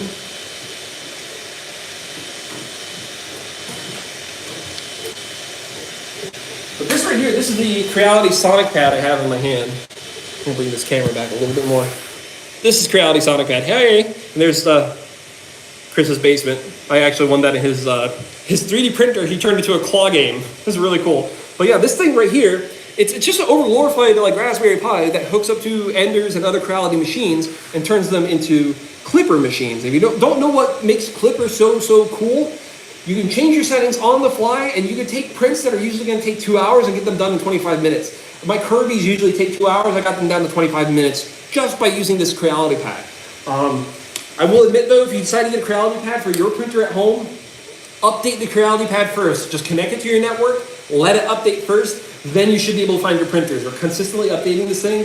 And if Creality, if you're seeing this and you guys saw my rough comment I made, I'm really sorry. You guys know.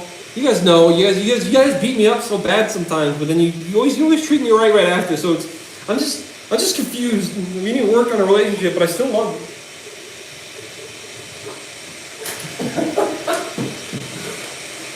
Alright, let's get this Creality Pad plugged back in too, because I don't want to have my stuff all messed up in it. There it is. Alright, cool. I'm going to have to bring my other camera around here in a minute so we can get better view on the print itself too. Whew. So basically a turbo mode. So it's kind of a turbo mode. It's more like a optimized mode. Think more. It's optimized. Optimized is much better of a term, I'd say.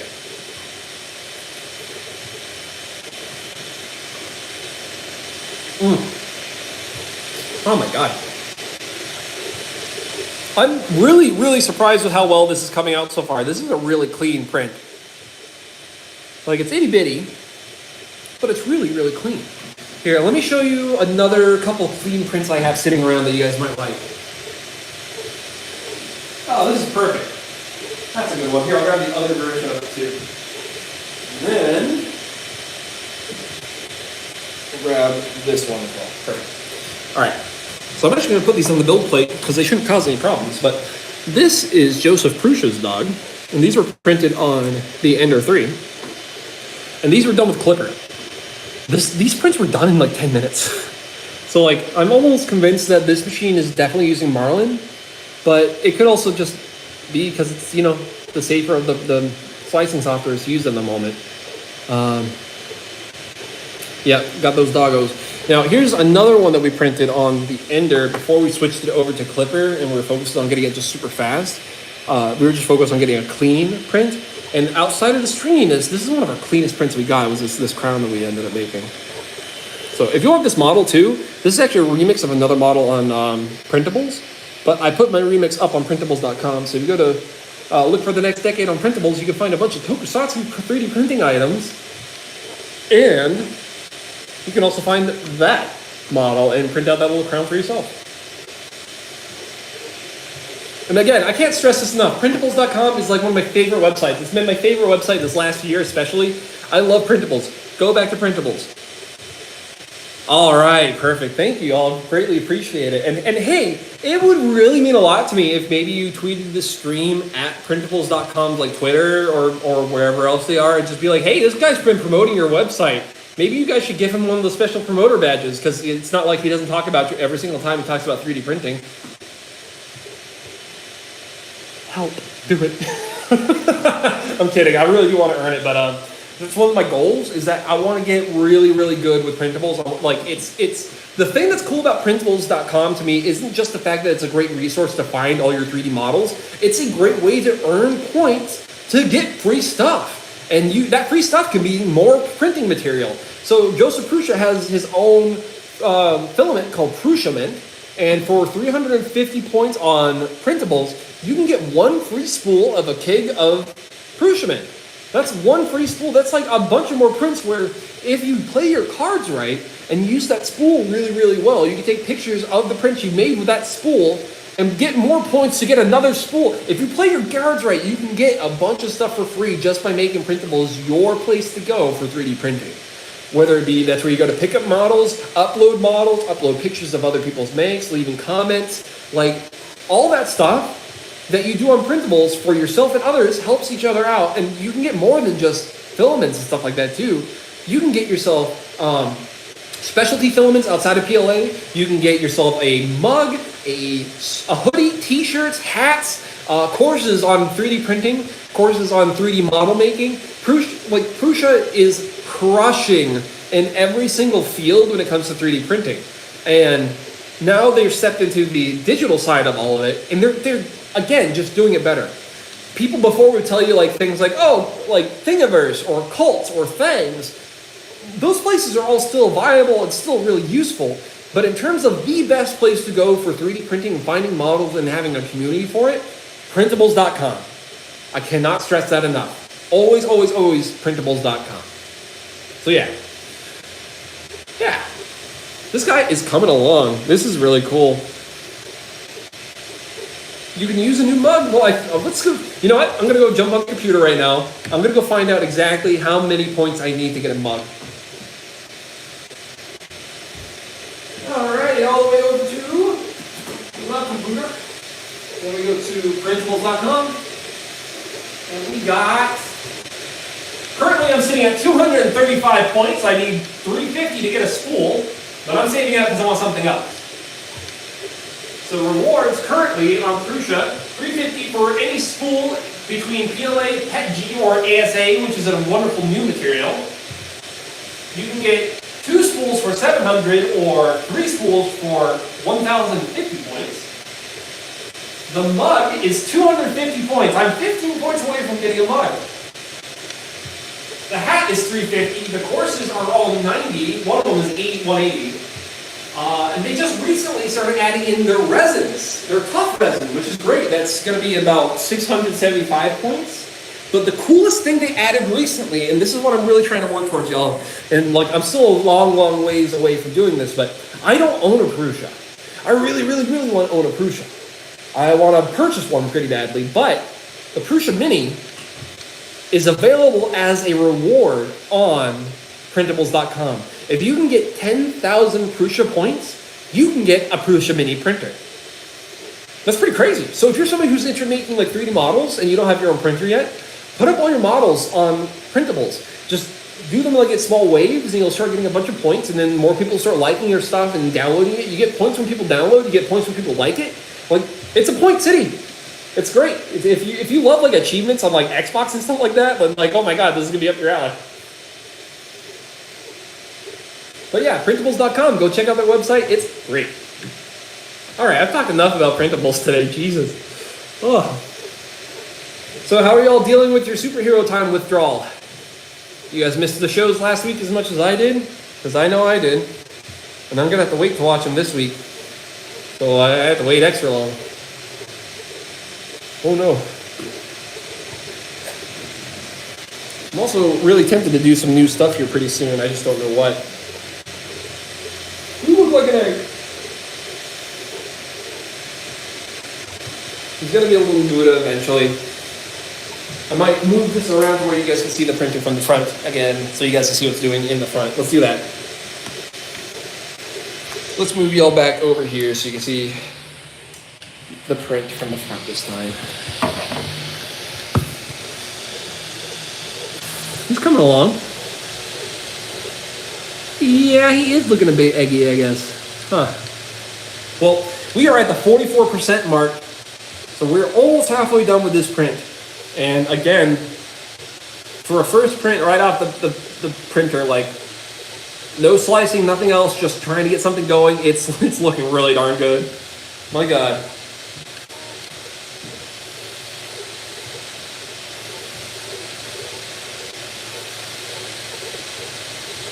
So I haven't really talked too much about my resin printer yet, but I guess I'll share some of the stuff from that.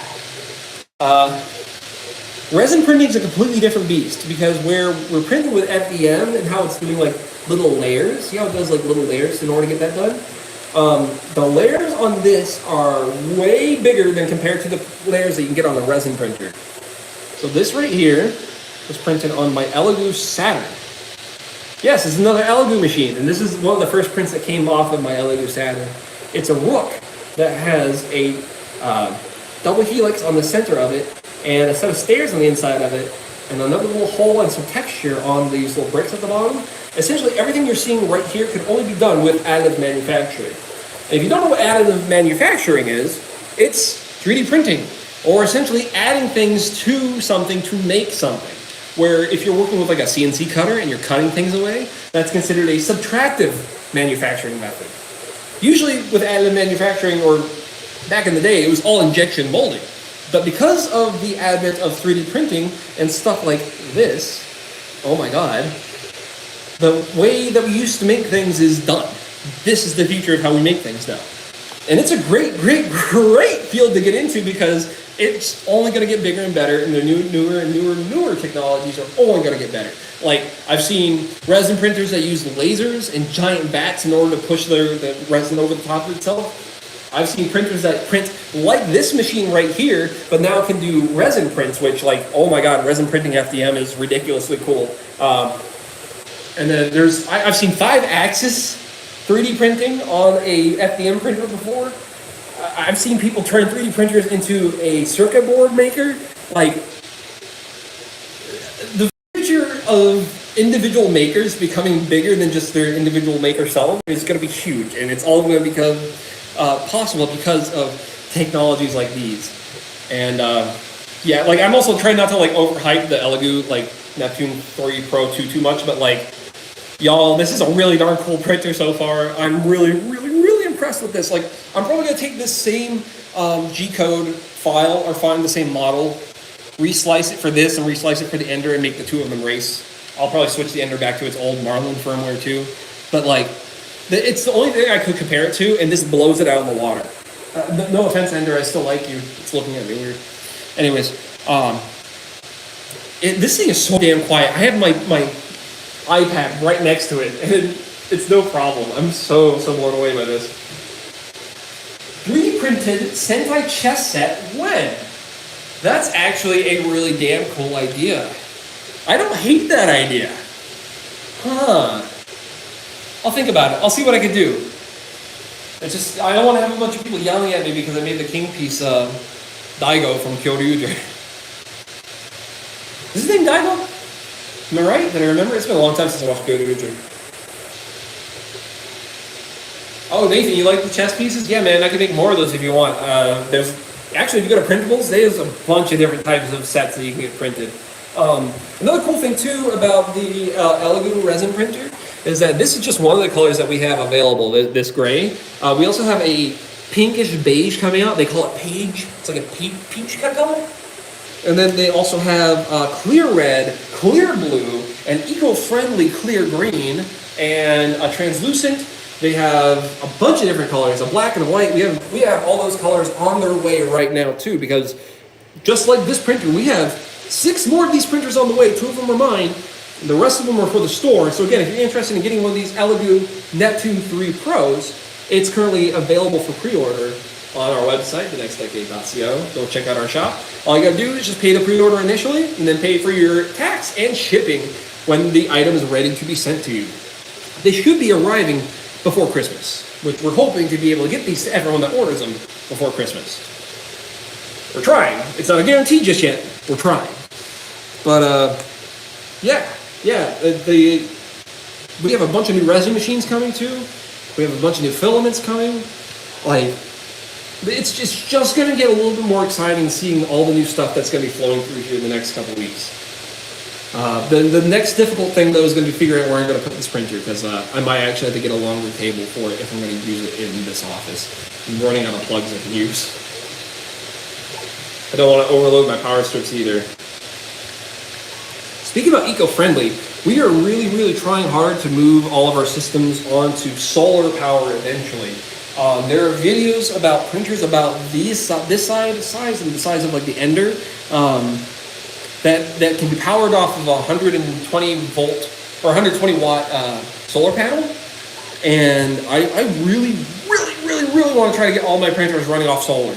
I think that'd be so damn cool, because not only would it save me a lot of money on our utility bill every month, it would just mean that instead of wasting anywhere from an ounce to 16 ounces of gas to run a printer for a day or two, I would be stealing energy from the sun that the sun's already throwing at us, like fuck you, burn. You know what I mean? Like, yeah. Then we, over here, I think I've talked about this. I talked about this in the video just recently. If you guys haven't checked out the videos, go check out our new videos. They're pretty cool. Explains the office and what I'm trying to do now. And also we have the office tour, which we're probably going to film another one of those again, probably in March or February, because at that point we should have about everything. And we should be in a state of, this is what we're going to look like for the next year and a half. So, hope that's the case. This Buddha is cranking. We are already past the 50% mark. And it may actually go a lot faster. Oh, we're at 55% now. It may move faster, because that's one thing that's crazy about 3D printing, is that if the percentages is based off of the entire, how long it's going to take to print the thing, not so much based off of like the layers of it. I wish it was more so based on how many layers. Language, don't make me pull my Carlin move, because I will totally pull my Carlin move. If you guys don't know what I'm saying about the Carlin move, go look up this old guy named George Carlin. He's passed away, but I swear he must be rolling in his grave every single damn day. And if you're wondering what I mean by the Carlin saying, just go look it up. It's not really the weakest stomach, I guess. Old comedy makes me laugh. Like his kind of style of comedy, where he actually had something to say instead of just saying something nasty. Which in turn might be nasty, but the comedy is besides the point. We're talking about 3D printing. There's nothing funny about printing. George Carlin's words you can't see on TV. Thank you. Yes, that's very much it.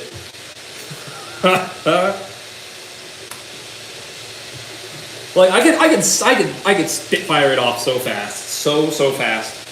I kind of want to, but at the same time, I'd like to keep this one monetized. Hey.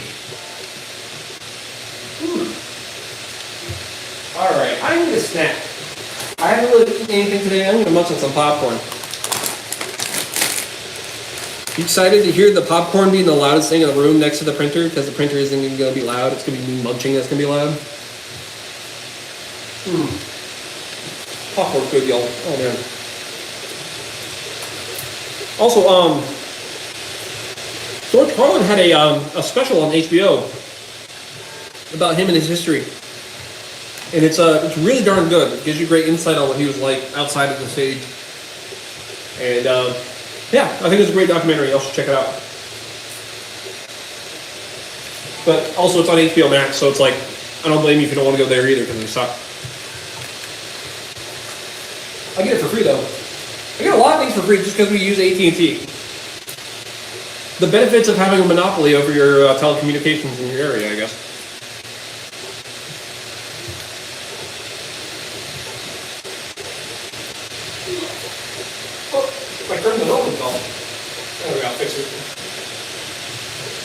I really want to play Gears of War 2 and 3, but you can't play Gears of War 2 and 3 right now. It's only available on Xbox 360 and the servers are all down.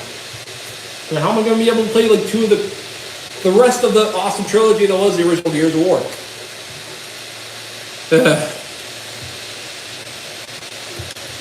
So, lunchtime now. Your favorite comedian is Gallagher. Do you like sitting in the splash zone? Because that was one of the things I remember. I had some friends that went to see. I can't remember if it was him or his son. And they all came out and they were pissed because they were covered in watermelon. This was back when I was in high school. We went to New York for a show.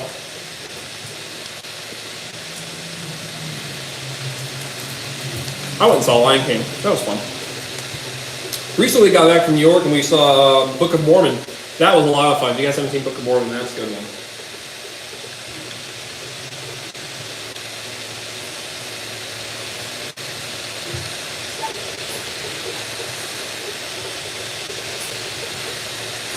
All right. So, can you see out of the 3D printed Don Momotaro helmet or no? No, I can't see out of that helmet, but I can make it to where I can see out of it eventually. Give me a few seconds to get a sip of water in real quick, and I'll explain.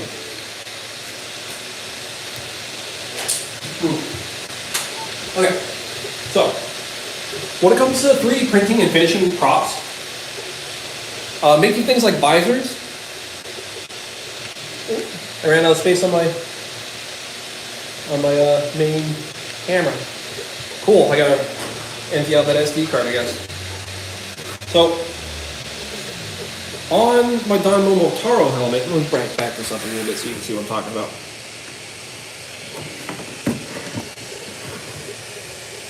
Alright, so on the Don Momotaro helmet right here, see how this is all 3D printed space? Yeah, it's a completely solid part. What I would do in order to make this workable is that I would finish putting putty and everything on this helmet to smooth it out. If you want to see somebody that's also into doing Ranger helmets and stuff like that, Stickosaurus. Stick is great. Go check out Stickosaurus. Tell him I said hi. He does 3D printed tokusatsu helmets too. And the way that he usually does it is that he just pops in a visor behind. But for something like Don Momotaro, what I would do is I would finish this up and make it as nice as possible. And then I would cut out everything except for one thin edge. And then along that edge, I would just trim until I had just one little lip of space, like material that I can glue something onto. And then I would use a Hobart face shield in smoke color. So if you guys, excuse me, if you're looking for that, it's Hobart. I'll put it in the chat real quick.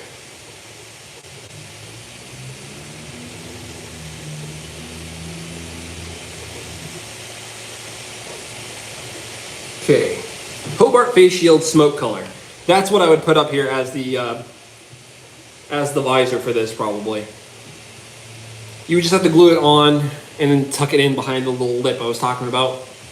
But it's not that difficult. And then like if you're really struggling with doing that, you just want to get this printed in that shape without the visor part there, you can always ask the modeler to remove that face for you and then just have the outside edges. Again, this Don Momotaro helmet was modeled by D. Zackers over on Etsy. Highly recommend you go check out his stuff. He did a great job on this Don Momotaro helmet, and he's done plenty of other ones too. I can't recommend enough. Let's get y'all close to that 3D print again. What do you want for lunch? That's a good question. I want McAllister's, but they've been kind of like not very good at all the last few weeks. Kind of want a hamburger, but I don't want like some crappy fast food hamburger. I want like, I'm an American and this is a hamburger. Pure grade USDA beef, kind of like hamburger. Not opposed to bringing home the pizza that we had a couple days ago too. Not sure. Oh, here. I'll take this opportunity to show you all a failed print I have of something I'm working on. So I have the Anycubic Cobra, and we're still trying to figure out how we can get it working with the large layer heights like we do with my CR6 Max. And this was going to be a flexible Cobra toy, and it came out a little bit janky because the extrusions on it weren't very good. But yeah, it was going to be a Cobra, and then it failed because it under extruded. And what it means by under extruded is that the filament wasn't getting pushed into the hot end well enough to consistently push molten plastic onto the areas it was supposed to be. It's a huge bummer, but I kept the piece because, hey, it's still flexible, and it's not like I can't print it again if I really want to. All right, let's see what chat's saying, because I've seen some other things popping up. Bojangle doesn't sound bad. BurgerFi's okay, but they get to be a little bit greasy sometimes. Oh, you're gonna be not far from a Bad Daddy's? Oh, I'm jealous. I love Bad Daddy's. Bad Daddy's is good. Actually, I had Bad Daddy's just before I went to meet the Evocate. I think that's their name, Evocate 3D. They're the other 3D printing company that started up in Raleigh. They're in downtown. I'm in uptown, so like it's okay. I think what we're gonna do is we're just gonna not actually sign a non-compete, but we're gonna be friendly towards each other. That's one thing I like about the 3D printing community, is that you're gonna run into a few people who are hard asses and they don't want to share anything with you, and that's totally fine. That's their prerogative. However, majority of the people in the community are super cool with each other. We're always constantly trying to help each other because we have this whole thing behind us of we enjoy open source, and not just being open source, but seeing each other succeed. Because if the other person's succeeding, you too are in turn succeeding, because they might find something new that you might take from them that makes you better in the long run. And that's why I love this community, is that 3D printing community feels more like a Star Trek kind of thing, where everyone's there to benefit themselves and each other for the better, not just trying to drag each other down. And that's the kind of future I'm looking for. And yeah, you can definitely find that in the 3D printing community. It's not perfect all the time, and we're going to have a few personalities that have opinions on things just like any other 3D printing community. However, or any other community. However, I will still firmly say, because of how inclusive 3D printing is, I'm absolutely enamored with the group of people that are in there. And just the same as they want to help me, I want to help them and help y'all too. So I think it's a good group of folks that you should get in friendly with. Also, I feel really dumb because here I was trying to sell off one of these machines early to Uncle Jesse, thinking like, oh, did you not get in on this? And then he just put up his review like this morning, and I'm like, okay, Clayton. Cool. I was only trying to talk and be friendly, maybe make this my way of being like, hey, let's be friends. But that's cool. That's fine, Clayton. You can just wait till this part in the video to hear me be salty.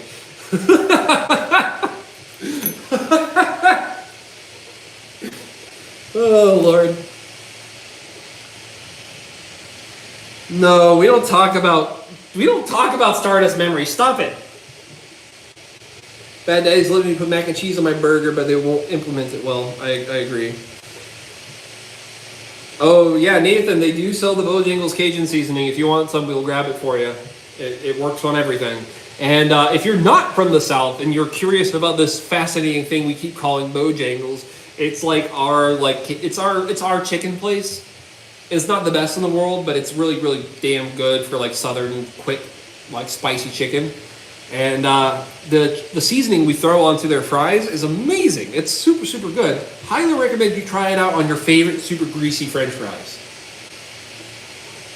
Oh, more in the pocket. Sorry, Stardust Memory is the one with the GPO-3 and the GPO-2 with the big nuclear missile launch. I'm sorry. I watched both of those back to back as a kid, and they are never not going to be the same show to me for some reason. Yeah, the Gundam OVAs are something else.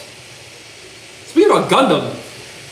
Witch from Mercury, has that been any good? Have you all been checking that one out? I want to watch it. I haven't had the time to sit down and watch it. I haven't had the time to sit down and watch Black Sun all the way. So, you know.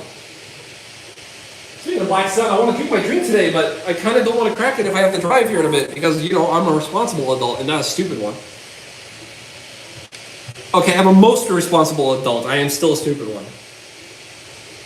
G-Witch is great. Okay, cool. That's what I've been wanting to hear. I was kind of bummed out about the last Gundam series with the Mars 2 and the Earth 3 Gundam, because I love that core fighting Gundam kind of design, getting more armors on top of it. I think that was really neat. But I'm kind of really bored of Gundam recently. It's because it's less and less mecha battle. It's becoming more and more just the talking points of it. And the thing I always enjoyed about the original Gundam was, just as much as it was political, as it was exciting. And I don't feel like we get that as much with Gundam anymore. Case in point, Unicorn took fucking forever, and I didn't even finish it because I was like, I don't want to sit through this anymore. Ask square questions. Build series is really considered the mainline Gundam shows. Huh, okay.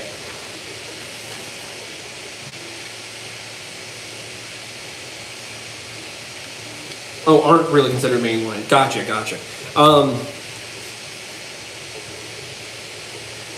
Yeah, see, I watched the first Gundam build series, and I really enjoyed it. I need to watch the other ones because I got spoiled on something where I'm like, wait, what the fuck, really? And I want to see that. But my issue with Gundam is, it's like, I would love to see a Gundam that kind of broke the mold. We have not seen one that truly broke the mold since, I feel, G Gundam back in '95. And even then, that was a step in the right direction, but I don't feel like it was like the correct step in the right direction. Like, it felt like more like a half step. because they went immediately back to the old style of ways. Like, I want to see more Gundam stories that are disconnected from everything else, but if you're looking hard enough, you can find the connections. But ultimately, like, I want to see Gundam I want to see it do something new every single time there's a Gundam show. I don't mean like a new gimmick for the mech. I mean, like, what kind of story can we tell with a mecha robot like a Gundam that is not just our usual war stories? I'd love to see that. I really, I want to see a Gundam that's more like a rescue unit than a tool of war. I think that'd be kind of neat.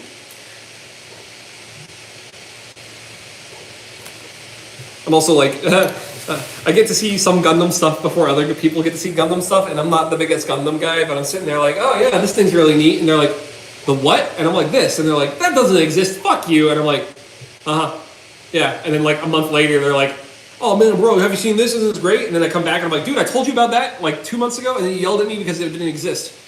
And then they're like putting two and two together, and they're like, wait, how do you know? And I'm sitting over here holding my stack of Bandai business cards, like, I have friends, and you don't. So I'll describe G-Witch in the best way I can for you. Nervous Tanuki child in Revolutionary Girl Utena with Mac. Oh, you know, sold. I'll go check it out.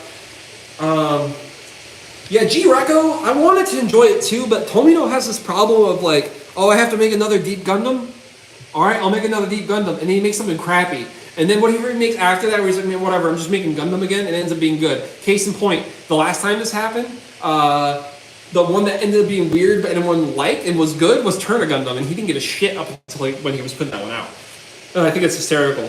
G-Reco, I wanted to enjoy it because I love its like watercolor kind of style to some of the shots in it, but it takes too long for anything to happen. And again, the original Gundam has that one thing going for it that I think most of these other Gundams don't have going for it.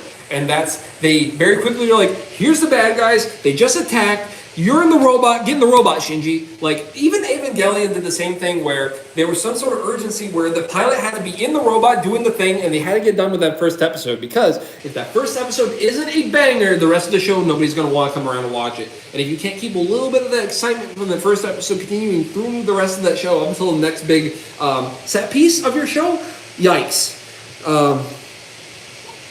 Gundam Seed first episode, oh my god, that's another one of those ones where I wanted to like it, and then the first episode was so unbelievably boring I never went back to it.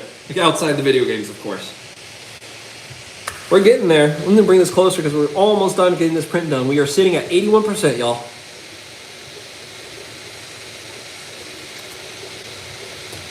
I'm still very firm that G Gundam is my favorite, and I think it's because it is the most not Gundam, Super Robot Gundam show we've ever gotten. Like, I really wouldn't mind if Gundam decided to do Super Robot one more time, even if they were just like making a reference kind of show. I love Gundam, I really do. I want something from it that excites me again, like G Gundam does. And I don't know if we're ever going to see that, because what somebody like me considers to be good for Gundam is considered bad to other people that are more accustomed to what Gundam actually is, and that's fine. Domon Kashi was awesome. He's like one of the better protagonists, and I think the reason why he's a better protagonist is that he's one of the few where you can tell from episode 1 and episode 50 that this dude had character development. Did it take time to get there? Yes. Was it like, dude never learned his lesson for a few things there? Yes, absolutely. But ultimately, overall, I think out of all the protagonists, he changes quite a bit, and I appreciate that about him. The only thing that would have made Domon better is if his Char was better. I said it.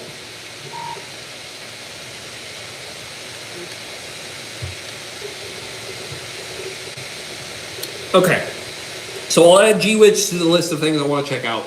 I watched Hathaway's Flash. That's mostly because I'm still a fan of UC. If UC is there, I'll go check it out. But that was one of those ones where I was like, man, I really wish I was just reading the manga right now. Because that one takes a little while to get going.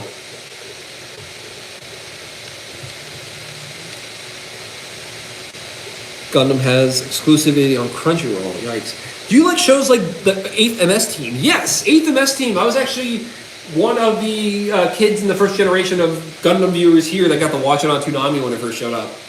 And I was also one of the kids that got to see the one time they aired that final episode.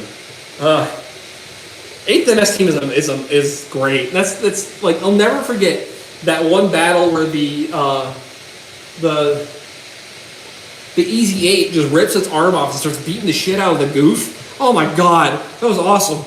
I love that. I love it, love it, love it, love it. Yeah, the goof fight. Yeah, that goof fight. It's so good. That's the other thing too, man. I want to see more goofs, like more goof style like mechs, because like the Zaku is cool, but the goof, man, that's where that shit's at. Don't tell me about the Dom Tropen. I don't want to hear about your Sazabi. It's all about the goof. It's no Zaku, boy. No Zaku. If they ever do a Gundam movie, I'm auditioning for Ron Borel, by the way. Not because I just want to say no Zaku on a giant production. I think it'd be funny. Well, we can see the top of our Buddha head. I'm gonna bring this in just a wee bit closer so y'all can get a better look at him as he finishes up.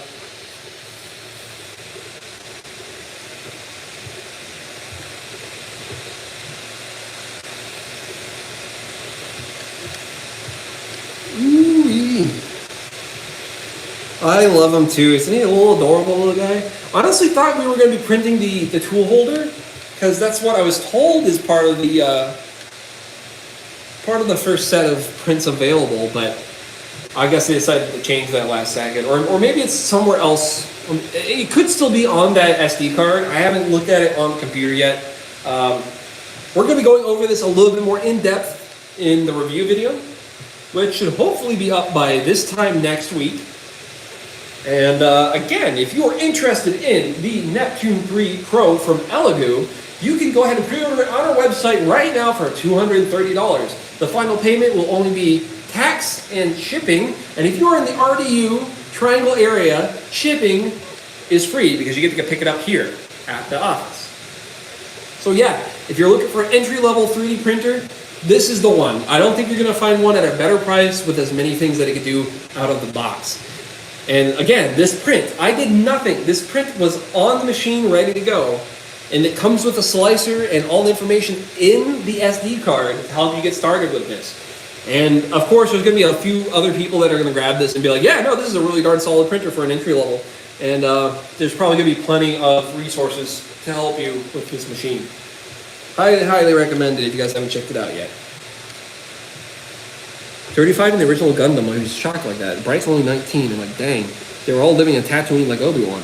I mean, yeah, kinda. Oh, just the fact that Bright's 19, he just, oh man. It's kind of crazy to think he's that young and he's the captain of all that. Yikes. He's probably mad that he didn't get to pilot the robot, and that's why he punched Amuro. Or slapped him or whatever. Not because he was being childish, because he was being childish, yeah. 90% on the print. We're almost there. I'm kind of glad we went with the green for the Buddha. Like, I know we were going to do green because that was the color we picked and we were going to do it for the tool changer, but I have another green that's a little bit more transparent. That's what the Gamera is made out of. It's a little bit more of a jade kind of color. I think I like this metallic green a lot more for this Buddha. I'm going to keep this guy near my desk, I think.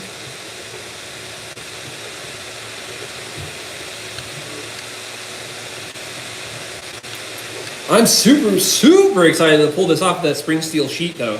That's like the last thing we're going to do is we're going to pop them off that sheet so I can show you how easy it is to remove a print off of this style of print bed. I'm so happy we have this style of print bed, too. I haven't had a spring steel sheet bed yet. I've mostly only had the PEI covered magnet sheets. This is cool. This is exciting for me. You know what else is exciting for me is going to be undoing this table and putting it back into the eating area without looking like I just took it out of there for a while. Because I don't have any other good tables that are dusty level. I need to get me another dusty level table, I guess. I can always make one too. I do carpentry for fun. Jack of all trades, master of absolutely fucking nothing. How have I been enjoying Halo Infinite's Forge? Halo Infinite's Forge is not bad. I feel like it's a little bit too... I feel like the user interface is not very user-friendly. I feel like if you aren't familiar with Forge and like the controller settings for it, and you're not really familiar with building something in a 3D space on a computer, it's going to be really difficult for some people. I don't like the sorting system on it right now. I don't like that you can see unpublished files. Do I dislike it? No. Do I think it can be better? Yes, absolutely. Do I think it's going to be better right away? No, because I think we have another 6 months before Halo Infinite's ready to be shipped. Katie and I are going to be jumping on the campaign here pretty soon, though. I am excited about some of the features in Forge, though, like how you can change guns to shoot different things. Like I've seen an assault rifle shooting rockets, and that makes me giddy, especially since them shooting the rockets just as fast as the bullets can get fired out in the assault rifle. So the new game modes that are coming out are great. I like the new maps. I've only gotten a chance to play on one of them so far, but the Forge maps that are popping out that are done and completed are great. I'm excited about it. Hoping it just gets better. Lupin Ranger Dusty. No, sir. I'd be Pat Ranger. Even though I'm very much ACAB, I do like that team.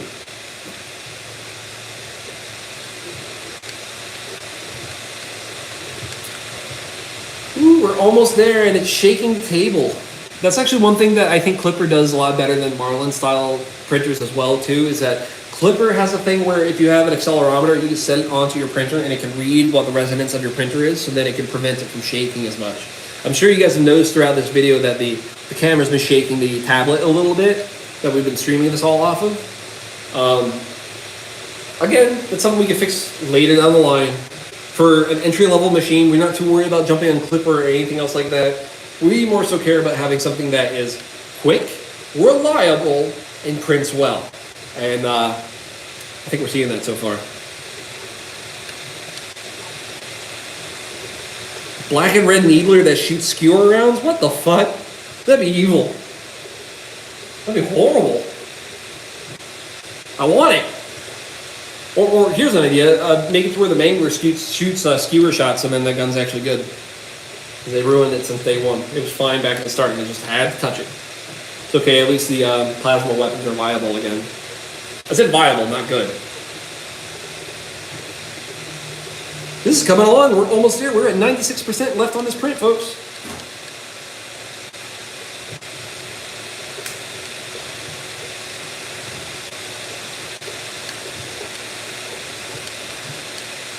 Ooh, 96%, 97%, almost done. She's almost done. She's almost done. Now here's the real kicker. Is it gonna pull the print forward or is it gonna pull the print back? What's it gonna do when it's over? Is it gonna be a back loader or a front loader? I hope it's a front loader because all my other machines like to put the stuff to the back and it's like, what are you doing? I'm over here.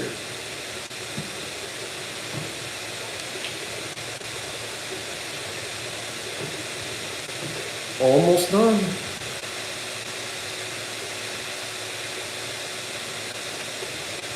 Playing Halo, being professional, pick one.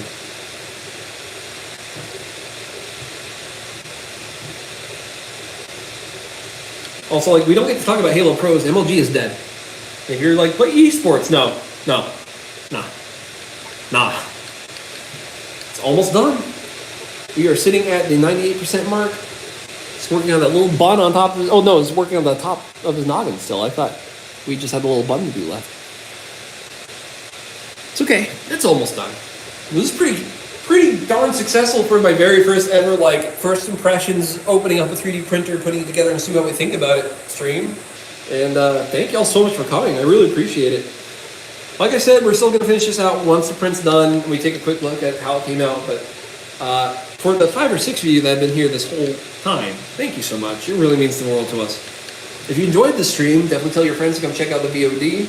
I'll probably end up downloading this VOD, removing it from this channel, and moving it over to the new main live stream channel, which, again, if you haven't checked it out already, go down to the description, go subscribe to the Next Decade Live. That's where we're going to be having all of our live streams like this in the future.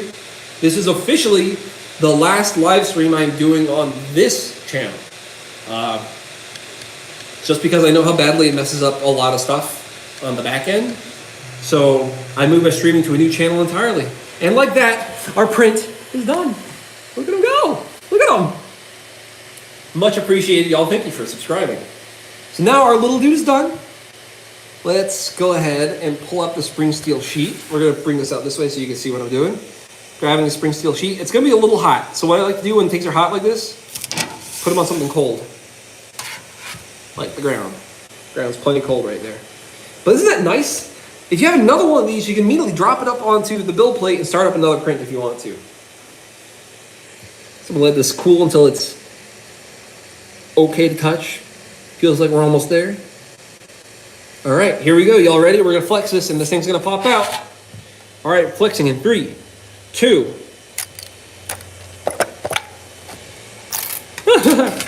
Look at that. That came out so good. Thank you for subscribing to the new channel. I greatly appreciate it, Megadon. But yeah, we just did this stuff that's coming off the side. This is a brim. This is usually just to help it support it to the bed. But look at our little dude. Look at our little Buddha. This is gorgeous.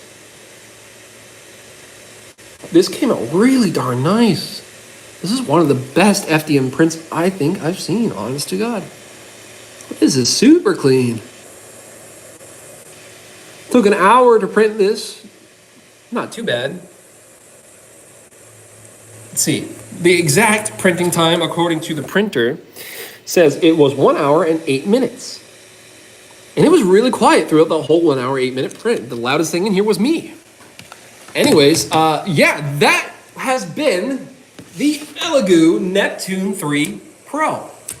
If you enjoyed this machine and you're interested in getting one yourself, don't be afraid to check out TheNextDecade.co's shop, where we have 4 units of this available for pre-order right now. $230 for pre-order. Then after that, it is going to be shipping and taxes to pay for the last bit, and then it's on its way to you. If you are in the RDU, Raleigh, Triangle, Durham, that kind of place here in North Carolina, you don't have to pay shipping. You just have to come pick it up. So, yeah, go check out the website. Thank you again very much to our friend Melody over at ELEGOO for getting us this review unit early. If you want to hear more about my thoughts, come back to this channel next week, where we'll have the full review on this printer. We're going to go through the ins and outs, try a couple other prints, but as far as my initial reaction to the ELEGOO Neptune 3 Pro, this thing is heavenly. It is peaceful. It is a way to help you create the future. Okay, I'm gonna put this back up over here. Again, one more time, if you've been watching this whole time, thank you so much. It means the world to me. It really, really does. I'm happy to be streaming again, and can't wait to show you all more about this machine soon. So, thank you again. Take care, and we'll see you here at the next decade again very soon. Bye, everyone. Bye-bye.